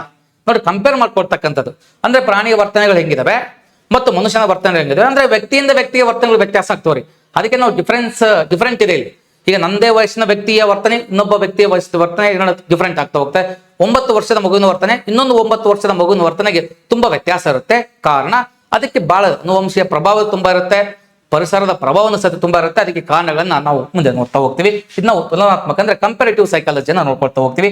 ಈಗ 9ನೇ ತರಗತಿ ಹುಡುಗ ಇಲ್ಲಿ ನೋಡ್ರಿ 99 ಮಾರ್ಕ್ಸ್ ತಗೊಂಡ್ರೆ ಅದೇ 9ನೇ ತರಗತಿ ಹುಡುಗ ಅದೇ ಕ್ಲಾಸಿನ ಹುಡುಗ 35 ಮಾರ್ಕ್ಸ್ ತಗೊಳ್ತಾನೆ. ಅದಕ್ಕೆ ಕಾರಣ ಇದೆ, ಪರಿಹಾರವನ್ನು ಸಹಿತ ಅದನ್ನ ನೋಡ್ಕೊಳ್ಳುವಂತ ಪ್ರಯತ್ನ ಮಾಡ್ಕೊಳ್ತೀವಿ. ನೆಕ್ಸ್ಟ್ ಬರುವಂತ ಒಂದು ಅನ್ವಯಿಕ ಮನೋವಿಜ್ಞಾನ ಅಥವಾ ಪ್ರಮುಖ ಶಾಖೆಗಳು. ಸರ್, ಅನ್ವಯಿಕ ಮನೋವಿಜ್ಞಾನ ಅಂದ್ರೆ ಏನು? ಈಗ ನೋಡ್ರಿ ಇಲ್ಲಿ ಬಹಳ ಇಂಪಾರ್ಟೆಂಟ್ ಇದೆ. ಅನ್ವಯಿಕ ಮನೋವಿಜ್ಞಾನ ಅಂದ್ರೆ ಈ ಶುದ್ಧ ಮನೋವಿಜ್ಞಾನದಲ್ಲಿ ಬರುವಂತ ಸಿದ್ಧಾಂತಗಳು, ನಿಯಮಗಳನ್ನ ಅಪ್ಲೈ ಮಾಡ್ಕೊಂಡು ಇವುಗಳನ್ನ ಮುಂದೆ ನಾವು ಮೂವ್ ಮಾಡ್ಕೊಂಡು ಹೋಗ್ತೀವಿ. ಅದನ್ನ ನಾವು ಅನ್ವಯಿಕ ಮನೋವಿಜ್ಞಾನ ಅಂತೀವಿ. ಅಂದ್ರೆ ಶುದ್ಧ ಮನೋವಿಜ್ಞಾನದ ವಿಷಯಗಳನ್ನ ಮುಂದುವರ್ಸ್ಕೊಂಡು ಹೋಗ್ತೀವಿ. ಹಾಗಾಗಿ ಅದರಲ್ಲಿ ಕೆಲವೊಂದು ಶಾಖೆಗಳಿವೆ. ಅದರಲ್ಲಿ ಬರುವಂತದ್ದು ಒಂದು ಶೈಕ್ಷಣಿಕ ಮನೋವಿಜ್ಞಾನ. ಜಾಸ್ತಿ ನಾವು ಇದು ನೋಡ್ತೀವಿ. ಈಗ ಶೈಕ್ಷಣಿಕ ಮನೋವಿಜ್ಞಾನ ನಮಗೆ ಇದು ಬೇಕಾಗಿದೆ, ಇದಕ್ಕೆ ನಾವು ಇಂಪಾರ್ಟೆಂಟ್ ಕೊಡ್ತೀವಿ. ಹಾಗಾದ್ರೆ ಎಜುಕೇಶನಲ್ ಸೈಕಾಲಜಿ ಅಂತ ಕರ್ಕೊಟ್ಟು ಇದು ಶಿಕ್ಷಣ ಕ್ಷೇತ್ರದಲ್ಲಿ ಮನೋವಿಜ್ಞಾನದ ತತ್ವಗಳನ್ನು ಅನ್ವಯಿಸುತ್ತದೆ. ನಿಮಗೆ ಹೇಳಿದೆ ನಾನು, ಶಿಕ್ಷಣ ಕ್ಷೇತ್ರದಲ್ಲಿ ಮನೋವಿಜ್ಞಾನದ ತತ್ವಗಳನ್ನ ಇದು ಅನ್ವಯ ಮಾಡುತ್ತೆ. ವಿದ್ಯಾರ್ಥಿಗಳ ಕಲಿಕೆ ಆಗಿರ್ಬೋದು, ಕಲಿಕೆಯ ಸಾಮರ್ಥ್ಯ ಆಗಿರ್ಬೋದು, ಬೋಧನಾ ವಿಧಾನಗಳಾಗಿರ್ಬೋದು, ಬುದ್ಧಿಶಕ್ತಿ, ಶಾಲಾ ಪರಿಸರ ಮತ್ತು ಇದು ಸುಧಾರಿಸಲು ಸಹಾಯ ಮಾಡುತ್ತದೆ. ನೋಡ್ರಿ, ಬಹಳ ಇಂಪಾರ್ಟೆಂಟ್ ಆಗುತ್ತೆ. ಶೈಕ್ಷಣಿಕ ಮನೋವಿಜ್ಞಾನದಲ್ಲಿ ಏನ್ ಬೇಕು ಅಂದ್ರೆ ವಿದ್ಯಾರ್ಥಿಗಳು ಬಹಳ ಇಂಪಾರ್ಟೆಂಟ್. ಅವನು ಕಲಿಯುವಂತ ಕಲಿಕೆ ಸಾಮರ್ಥ್ಯ ಇಂಪಾರ್ಟೆಂಟ್ ಆಗುತ್ತೆ. ಮತ್ತೆ ಬೋಧನಾ ವಿಧಾನ ಏನ್ ಕಲಿಬೇಕು, ಯಾವ ಮೆಥಡ್ ಅಲ್ಲಿ ಕಲಿಬೇಕಾಗುತ್ತೆ ಮಗು, ಮತ್ತೆ ಮಗುವಿನ ಬುದ್ಧಿಶಕ್ತಿ ಮತ್ತು ಶಾಲಾ ಪರಿಸರ ಬಹಳ ಇಂಪಾರ್ಟೆಂಟ್ ಆಗುತ್ತೆ. ಇವುಗಳನ್ನು ಸುಧಾರಿಸಲು ಸಹಾಯ ಮಾಡುತ್ತಾರೆ ಶೈಕ್ಷಣಿಕ ಮನೋವಿಜ್ಞಾನ. ಇದು ಶಿಕ್ಷಕರಿಗೆ ಎಲ್ಲಾ ವಿದ್ಯಾರ್ಥಿಗಳ ವರ್ತನೆಗಳನ್ನ ಅರ್ಥ ಮಾಡಿಕೊಳ್ಳಲು ಬಹಳ ಉಪಯುಕ್ತವಾದಂತ ಒಂದು ವಿಜ್ಞಾನವಾಗಿದೆ ಶೈಕ್ಷಣಿಕ ಮನೋವಿಜ್ಞಾನ. ಹಾಗಾದ್ರೆ ಸ್ವಲ್ಪ ಒಂದು ಪಿಕ್ಚರ್ ಅಲ್ಲಿ ನೋಡುವಂತ ಪ್ರಯತ್ನ ಮಾಡೋಣ. ಕಲಿಯುವವನು ನೋಡ್ರಿ, ಬಹಳ ಇಂಪಾರ್ಟೆಂಟ್. ವಿದ್ಯಾರ್ಥಿಗಳು ಕಲಿಯುವವರು ಅಂದ್ರೆ ಮಗುವಿನ ಆಸಕ್ತಿ, ಬುದ್ಧಿಶಕ್ತಿ ಮತ್ತು ಸಾಮರ್ಥ್ಯವನ್ನ ಅರ್ಥ ಮಾಡಿಕೊಳ್ಳುವಂತ ಒಂದು ಪ್ರಯತ್ನ ಅಂತ ಕರ್ಕೊಳ್ತೀವಿ. ಆಮೇಲೆ ಮಾಡ್ತೀನಿ, ಕ್ಲಾಸಲ್ಲಿ ಇದೀನಪ್ಪ, ಕ್ಲಾಸಲ್ಲಿ ಆಮೇಲೆ ಮಾಡ್ತೀನಿ ತಗೊಳ್ರಿ, ಕ್ಲಾಸಲ್ಲಿ ಆಮೇಲೆ ಮಾಡ್ತೀನಿ. ಎಸ್, ನೋಡ್ರಿ ಇಲ್ಲಿ ಬುದ್ಧಿಶಕ್ತಿ, ಸಾಮರ್ಥ್ಯವನ್ನ ಅರ್ಥ ಮಾಡಿಕೊಳ್ಳುವುದು ಅಂತ ಇದನ್ನ ಕರಿತಾ ಹೋಗ್ತೀವಿ. ಹಾಗಾದ್ರೆ ಕಲಿಕೆಯ ಪ್ರಕ್ರಿಯೆ ಬಹಳ ಇಂಪಾರ್ಟೆಂಟ್ ಆಗುತ್ತೆ. ಒಂದು ವಿದ್ಯಾರ್ಥಿಗೆ ಲರ್ನಿಂಗ್ ಪ್ರೊಸೆಸ್ ಬಹಳ ಇಂಪಾರ್ಟೆಂಟ್. ಹಾಗಾದ್ರೆ ಜ್ಞಾನಾರ್ಜನೆ, ನೆನಪು, ಮರೆವು ಮತ್ತು ಪ್ರೇರಣೆ. ಆದ್ರೆ ಮನುಷ್ಯನಿಗೆ ನೋಡ್ರಿ ಇಲ್ಲಿ ಮೆಮೊರಿ ಇದೆ, ಚಿಂತನೆ ಇದೆ. ಮನುಷ್ಯ ಇಲ್ಲಿ ಮೆಮೊರಿ ಆಗ್ಬೇಕಾಗತ್ತೆ, ಚಿಂತನೆ ಮಾಡ್ಕೋಬೇಕಾಗತ್ತೆ. ಹಾಗಾದ್ರೆ ಒಂದ್ ಸೆಕೆಂಡ್, ಹಲೋ ಅಪ್ಪ, ಆನ್ಲೈನ್ ಕ್ಲಾಸ್ ಅದೆಪ್ಪ, ಆಮೇಲೆ ಮಾಡ್ತೀನಪ್ಪ. ಹಾಗಾದ್ರೆ ಇಲ್ಲಿ ನೋಡ್ರಿ, ಕಲಿಕೆ ಅನ್ನೋದೇನಿದೆ, ಜ್ಞಾನಾರ್ಜನೆ ಏನಿದೆ, ನೆನಪಿದೆ, ಮೊರವಿದೆ ಮತ್ತು ಪ್ರೇರಣೆ ಅನ್ನೋದು ಇದು ತುಂಬಾ ಅದ್ಭುತವಾಗಿ ಕೆಲಸ ಮಾಡ್ತಾ ಹೋಗುತ್ತೆ. ಹಾಗಾದ್ರೆ ಮಗು ಇದಾನೆ, ಮಗುವಿನ ಕಲಿಕೆ ಪ್ರೊಸೆಸ್ ಆಗ್ತಾ ಇದೆ ಮತ್ತು ಮಗುವಿಗೆ ಏನ್ ಕೊಡ್ಬೇಕು ನಾವು, ಬೋಧನಾ ವಿಧಾನಗಳನ್ನು ಬಳಸಬೇಕು. ಅದು ನಾವು ಟೀಚಿಂಗ್ ಮೆಥಡ್ಸ್ ಬಹಳ ಇಂಪಾರ್ಟೆಂಟ್. ಒಬ್ಬ ಶಿಕ್ಷಕನಿಗೆ ಟೀಚಿಂಗ್ ಮೆಥಡ್ಸ್ ಇದೆಯಲ್ಲ, ಇದು ಬಹಳ ಇಂಪಾರ್ಟೆಂಟ್ ಆಗುತ್ತೆ. ಪರಿಣಾಮಕಾರಿ ಪಾಠಗಳ ಯೋಜನೆ ಮತ್ತು ಬೋಧನಾ ಸ್ವತಂತ್ರಗಳು ಮತ್ತು ಒಳ್ಳೆ ಸಾಧನೆಗಳನ್ನ ಮನುಷ್ಯ ಬಳಸ್ಕೊಂಡು ಟೀಚಿಂಗ್ ಮೆಥಡ್ಸ್ ಅನ್ನು ಬಳಸ್ಕೋಬೇಕಾಗುತ್ತೆ. ಯಾಕಂದ್ರೆ ನಮಗೆ ಜ್ಞಾನ ಇದೆ, ಜ್ಞಾನ ಇರೋದನ್ನ ಮಕ್ಕಳಿಗೆ ತಿಳಿಸ್ತಕ್ಕಂಥ ಒಂದು ಮೆಥಡ್ಸ್ ನಿಮ್ಗೆ ಗೊತ್ತಿರಲ್ಲ. ಹಾಗಾಗಿ B.Ed ಬೇಕಂದ್ರೆ ವಿದ್ಯಾರ್ಥಿಯ ಮನಸ್ಥಿತಿಯನ್ನು ಅರ್ಥ ಮಾಡ್ಕೊಂಡು ಮಕ್ಕಳಿಗೆ ಪಾಠ ಮಾಡ್ಲಿಕ್ಕೆ ಒಂದು B.Ed ಅವಶ್ಯಕತೆ ಇದೆ, ಸೈಕಾಲಜಿ ಅವಶ್ಯಕತೆ ಇದೆ. ಹಾಗಾದ್ರೆ ಕಲಿಕೆಯ ಪರಿಸರ ಇಂಪಾರ್ಟೆಂಟ್ ಆಗುತ್ತೆ. ಮಗುವಿನ ಮನಸ್ಸಿನ ಮೇಲೆ ಕಲಿಕೆಯ ಪರಿಸರ ಬಹಳ ಇಂಪಾರ್ಟೆಂಟ್ ಆಗುತ್ತೆ ನೋಡ್ರಿ. ಅದಕ್ಕೆ ಲರ್ನಿಂಗ್ ಎನ್ವೈರನ್ಮೆಂಟ್ ಏನಿದೆ, ಧನಾತ್ಮಕವಾಗಿರ್ಬೋದು, ಶಿಸ್ತಿನ ಮತ್ತು ಉತ್ತೇಜಕ ತರಗತಿಯ ವಾತಾವರಣ. ನೋಡ್ರಿ, ತರಗತಿಯ ವಾತಾವರಣ ಅದ್ಭುತವಾಗಿರ್ಬೇಕು. ಯಾಕಂದ್ರೆ ಮಗುವಿನ ಮೇಲೆ ತುಂಬಾ ಕಲಿಕೆಯ ಪರಿಸರ ತುಂಬಾ ಎಫೆಕ್ಟ್ ಅನ್ನ ಬೀಳುತ್ತೆ. ಹಾಗಾಗಿ ಧನಾತ್ಮಕವಾಗಿರ್ಬೇಕು, ಋಣಾತ್ಮಕ ಇರಬಾರ್ದು, ಪಾಸಿಟಿವ್ ಆಗಿರ್ಬೇಕಾಗತ್ತೆ. ಅದ್ರ ಜೊತೆಗೆ ಶಿಸ್ತಿನ ಮತ್ತು ಉತ್ತೇಜಕ ತರಗತಿ ಅಂದ್ರೆ ತುಂಬಾ ಉತ್ತೇಜನ ನೀಡುವಂತ ತರಗತಿ ವಾತಾವರಣ ಇರಬೇಕಾಗುತ್ತೆ. ನೆಕ್ಸ್ಟ್ ಈ ಒಂದು ಮೌಲ್ಯಮಾಪನ ಅಥವಾ ಇವ್ಯಾಲ್ಯುವೇಷನ್ ಅಂತ ಕರ್ಕೊಳ್ತಾ ಹೋಗ್ತೀವಿ. ಅಂದ್ರೆ ವಿದ್ಯಾರ್ಥಿಯ ಪ್ರಗತಿ, ಅವನು ಯಾವ ರೀತಿ ಓದ್ತಾ ಇದ್ದಾನೆ, ಮತ್ತೆ ಅರಿವು, ಅವನ ಜ್ಞಾನ ಮತ್ತು ಅವನ ನಡವಳಿಕೆ ವೈಜ್ಞಾನಿಕವಾಗಿ ನಾವು ಅಳಿತಕ್ಕಂಥದ್ದು ನಾವೇನ್ ಹೇಳ್ತೀವಿ ರಿಪೋರ್ಟ್ ತಗೋಬೇಕಾಗುತ್ತೆ. ವಿದ್ಯಾರ್ಥಿದು ಯಾವ ರೀತಿ ಓದ್ತಾ ಇದ್ದಾನೆ, ಟೆಸ್ಟ್ಗಳನ್ನು ಕೊಡುವಂಥದ್ದು, ಎಕ್ಸಾಮ್ಗಳನ್ನು ಇಕ್ಕುವಂಥದ್ದು, ಪ್ರಶ್ನೆಗಳನ್ನು ಕೇಳುವಂಥದ್ದು, ಇವು ಶಿಕ್ಷಕ ಮಾಡಬೇಕಾಗುತ್ತೆ. ಯಾಕಂದ್ರೆ ವಿದ್ಯಾರ್ಥಿ ಯಾವ ರೀತಿ ಬದಲಾಗ್ತಾ ಇದ್ದಾನೆ, ವಿದ್ಯಾರ್ಥಿಯ ಜ್ಞಾನ ಯಾವ ರೀತಿ ಚೇಂಜ್ ಆಗ್ತಾ ಇದೆ, ವಿದ್ಯಾರ್ಥಿ ಒಂದು ಕಲಿಕೆಯಲ್ಲಿ ಯಾವ ರೀತಿ ಮುಂದುವರಿತಾ ಇದ್ದಾನೆ ಅಥವಾ ಹಿಂದುಳಿತಾ ಇದ್ದಾನೆ, ಎಲ್ಲವನ್ನ ನಾವು ತಿಳ್ಕೊಬೇಕಂದ್ರೆ ಈ ಒಂದು ಇಂಪಾರ್ಟೆಂಟ್ ಮನುಷ್ಯರಿಗೆ ಮೌಲ್ಯಮಾಪನ ಬೇಕಾಗುತ್ತೆ, ಇವ್ಯಾಲ್ಯೂಯೇಷನ್ ಬೇಕಾಗುತ್ತೆ. ಅದಕ್ಕೆ ಶಿಕ್ಷಕನಿಗೆ ಇದು ಬಹಳ ಇಂಪಾರ್ಟೆಂಟ್ ಆಗುತ್ತೆ. ಇದು ಶೈಕ್ಷಣಿಕ ಮನೋವಿಜ್ಞಾನ, ಪ್ರತಿಯೊಬ್ಬ ಶಿಕ್ಷಕನಿಗೂ ಅದನ್ನ ತಿಳ್ಕೊಬೇಕಾಗುತ್ತೆ. ಶೈಕ್ಷಣಿಕ ಮನೋವಿಜ್ಞಾನ ಮುಂದೆ ಇದು ಯಾವ್ದಂದ್ರೆ ಅನ್ವಯಿಕ ಮನೋವಿಜ್ಞಾನದ ಒಂದು ಶಾಖೆ. ಮುಂದೆ ಹೊರತು ಮತ್ತೊಂದು ಶಾಖೆ ಹೋಗೋಣ ನಾವು, ಚಿಕಿತ್ಸಕ ಮನೋವಿಜ್ಞಾನ ಅಂತೀವಿ ಅಥವಾ ಕ್ಲಿನಿಕಲ್ ಸೈಕಾಲಜಿ ಅಂತ ಕರ್ಕೊಳ್ತೀವಿ. ಅಂದ್ರೆ ಮಾನಸಿಕ ಅಸ್ವಸ್ಥತೆಗಳು, ಭಾವನಾತ್ಮಕ ಸಮಸ್ಯೆಗಳು ಮತ್ತು ವರ್ತನೆಯ ಏರುಪೇರುಗಳನ್ನ ಪತ್ತೆಹಚ್ಚಲು ಮತ್ತು ಅವುಗಳಿಗೆ ಸೂಕ್ತ ಚಿಕಿತ್ಸೆಯನ್ನ ನೀಡುವಂತ ಶಾಖೆ ಇದು ಬಳಕೆಯಾಗುತ್ತೆ. ಅಂದ್ರೆ ಇದು ಚಿಕಿತ್ಸಕ ಮನೋವಿಜ್ಞಾನ ಚಿಕಿತ್ಸೆಯನ್ನ ಕೊಡುವಂಥದ್ದು. ಯಾರಿಗೆ ಚಿಕಿತ್ಸೆ ಕೊಡ್ಬೇಕಾಗಾದ್ರೆ ಇದು ಯಾರಿಗೆ ಅಂತ ಬಂದಾಗ ನೋಡಿ, ಇಂಪಾರ್ಟೆಂಟ್ ಭಾವನಾತ್ಮಕ ಸಮಸ್ಯೆಗಳು ಮತ್ತು ವರ್ತನೆಯ ಏರುಪೇರುಗಳು ಮತ್ತು ಇವುಗಳನ್ನು ಪತ್ತೆ ಹಚ್ಚಿ ಅವುಗಳಿಗೆ ಸೂಕ್ತ ಚಿಕಿತ್ಸೆಯನ್ನ ಕೊಡ್ತಕ್ಕಂಥದ್ದು ಕೆಲಸ ಮಾಡುತ್ತೆ. ಇದ್ಯಾವುದು ಚಿಕಿತ್ಸಕ ಮನೋವಿಜ್ಞಾನ. ಸ್ವಲ್ಪ ಬರ್ರಿ ವಿಷಯಕ್ಕೆ ಹೋಗೋಣ. ಇಲ್ಲಿ ನೋಡ್ರಿ, ಚಿಕಿತ್ಸಕ ಮನೋವಿಜ್ಞಾನ ಪ್ರಮುಖ ಅಂಶಗಳ ಮೌಲ್ಯಮಾಪನ ಮತ್ತು ರೋಗ ನಿರ್ಣಯ. ಅಂದ್ರೆ ನಾವು ಮೌಲ್ಯಮಾಪನ ಮಾಡ್ಕೊಳ್ತೀವಿ, ರೋಗವನ್ನು ನಿರ್ಣಯ ಮಾಡ್ತೀವಿ, ಸಂದರ್ಶನ ಮಾಡುವಂಥದ್ದು, ಪರೀಕ್ಷೆಗಳನ್ನು ಮಾಡ್ತಕ್ಕಂಥದ್ದು, ಮತ್ತೆ ಅವುಗಳ ಮೂಲವನ್ನ ಮಾನಸಿಕ ತೊಂದರೆಗಳನ್ನ ಗುರುತಿಸುವಂಥದ್ದು. ಮಗುವಿಗೆ ಏನು ಸಮಸ್ಯೆ ಇದೆ ಪರೀಕ್ಷೆ ಮಾಡ್ತೀವಿ, ಅವನ್ನು ಕಂಡು ಹಿಡ್ಕೊಳ್ತೀವಿ. ಮತ್ತೆ ಅದ್ರ ಜೊತೆಗೆ ಇಂಪಾರ್ಟೆಂಟ್ ಅಂತ ಬಂದಾಗ ಇಲ್ಲಿ ನೋಡ್ರಿ ಪ್ರಯೋಗಕ್ಕೆ ಒಳಪಡಿಸೋದು, ಸಮಾಲೋಚನೆ ಮಾಡುವಂಥದ್ದು, ತೊಂದರೆಗಾದವನ್ನ ಮೂಲ ಪರಿಹಾರ ನೋಡ್ಕೊಳ್ತಕ್ಕಂಥ, ಮತ್ತೆ ಅದ್ರ ಜೊತೆಗೆ ಇಲ್ಲಿ ಚಿಕಿತ್ಸೆ ಗುರಿಗಳನ್ನು ನೋಡ್ತಾ ಹೋಗ್ತೀವಿ. ನಡವಳಿಕೆ ಬದಲಾವಣೆ, ಭಾವನಾತ್ಮಕ ನಿಯಂತ್ರಣ ಮತ್ತು ಒಟ್ಟಾರೆ ಸ್ವಾಸ್ಥ್ಯವನ್ನು ಸುಧಾರಣೆ ಮಾಡ್ತಕ್ಕಂಥದ್ದು. ಹಾಗಾದ್ರೆ ಇಲ್ಲಿ ನೋಡ್ರಿ ಇಂಪಾರ್ಟೆಂಟ್ ಚಿಕಿತ್ಸಾ ವಿಧಾನ ಅಂತ ಬಂದಾಗ ಮಕ್ಕಳಿಗೆ ಏನ್ ಮಾಡ್ಬೇಕು, ಒಳ್ಳೆ ಕರೆದು ಮಾತಾಡ್ಬೇಕು, ಮನೋಚಿಕಿತ್ಸೆ ಕೊಡುವಂತ ಒಂದು ನೋಡ್ರಿ ಇಂಪಾರ್ಟೆಂಟ್ ಆಗಿ ಇಲ್ಲಿ ನಾವು ಸೈಕೋಥೆರಪಿಯನ್ನ ಮಕ್ಕಳಿಗೆ ಕೊಡ್ಬೇಕಾಗುತ್ತೆ, ಸಮಾಲೋಚನೆ ಮಾಡ್ಕೋಬೇಕು, ಕೌನ್ಸಿಲಿಂಗ್ ಮಾಡ್ಬೇಕಾಗುತ್ತೆ, ಮಕ್ಕಳ ಜೊತೆ ಚೆನ್ನಾಗಿ ಮಾತಾಡಬೇಕು ಏನು ಸಮಸ್ಯೆ ಆಗಿದೆ ಅಂತ ಮಕ್ಕಳ ಜೊತೆಗೆ.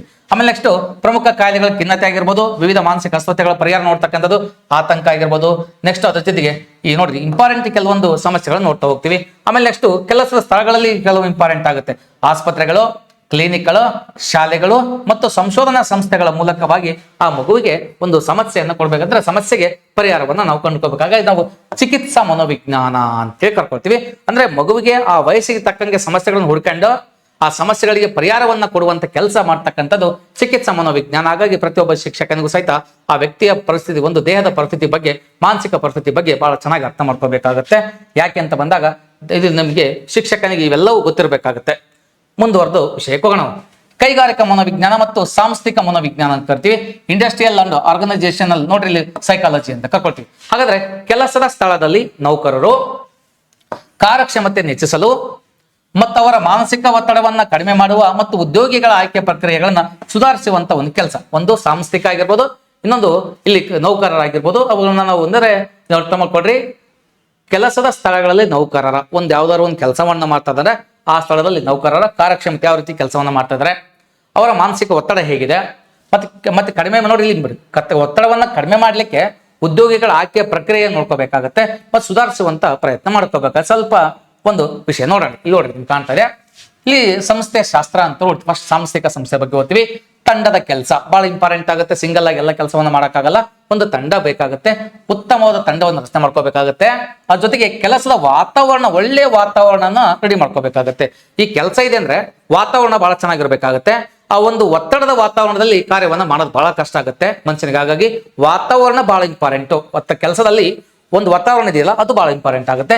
ಮತ್ ನಾಯಕತ್ವ ಗುಣ ಏನಿದೆ ಅದು ಬಹಳ ಇಂಪಾರ್ಟೆಂಟ್. ನೋಡ್ರಿ ಬಹಳ ಚೆನ್ನಾಗಿ ಕಾಣ್ತದೆ, ನಿಮ್ಗೆ ಆಗಲೇ ಕೊಟ್ಟಿದ್ದೀನಿ ನಾನು ನಮ್ಮ ಸೂರ್ಯಕುಮಾರ್ ಬಗ್ಗೆ ಮಾಹಿತಿ ಹೇಳಿದೆ. ಕ್ರಿಕೆಟ್ ಇಂಡಿಯನ್ ಟೀಮ್ ಕ್ಯಾಪ್ಟನ್ ಅವರು ಯಾವ ರೀತಿ ತಮ್ಮ ತಂಡವನ್ನು ಮುಂದುವರ್ಸ್ಕೊಂಡು ಹೋಗ್ತಾ ಇದ್ದೀವಿ, ನಮ್ಮ ಭಾರತೀಯ ತಂಡವನ್ನ. ಇದಕ್ಕೆ ಬಹಳ ಬೆಸ್ಟ್ ಎಕ್ಸಾಂಪಲ್ ಇದೆ. ಒಬ್ಬ ನಾಯಕ ಪ್ರತಿಯೊಬ್ಬ ವ್ಯಕ್ತಿಯನ್ನ ಇಟ್ಕೊಂಡು ಕರ್ಕೊಂಡು ಹೋಗ್ಬೇಕಾಗುತ್ತೆ, ಇದು ನಾಯಕನ ಗುಣ. ಹಾಗಾಗಿ ನಾಯಕತ್ವ ಬಹಳ ಇಂಪಾರ್ಟೆಂಟ್. ನಾಯಕ ಚೆನ್ನಾಗಿಲ್ಲ ಅಂದ್ರೆ ಹಿಂದೆ ಬರುವಂತ ಎಲ್ಲರೂ ಸಹಿತ ಚೆನ್ನಾಗಿರಲ್ಲ ಅಂತ ಅರ್ಥ. ಓಕೆನಾ? ಯಥಾ ರಾಜ ತಥಾ ಪ್ರಜೆ ನಂಗೆ ಇಲ್ಲಿ ಕಾರ್ಯನಿರ್ವಹಿಸ್ತಾ ಹೋಗುತ್ತೆ. ಹಾಗಾಗಿ ನಾಯಕತ್ವ ಗುಣ ಬಹಳ ಇಂಪಾರ್ಟೆಂಟ್ ಆಗುತ್ತೆ.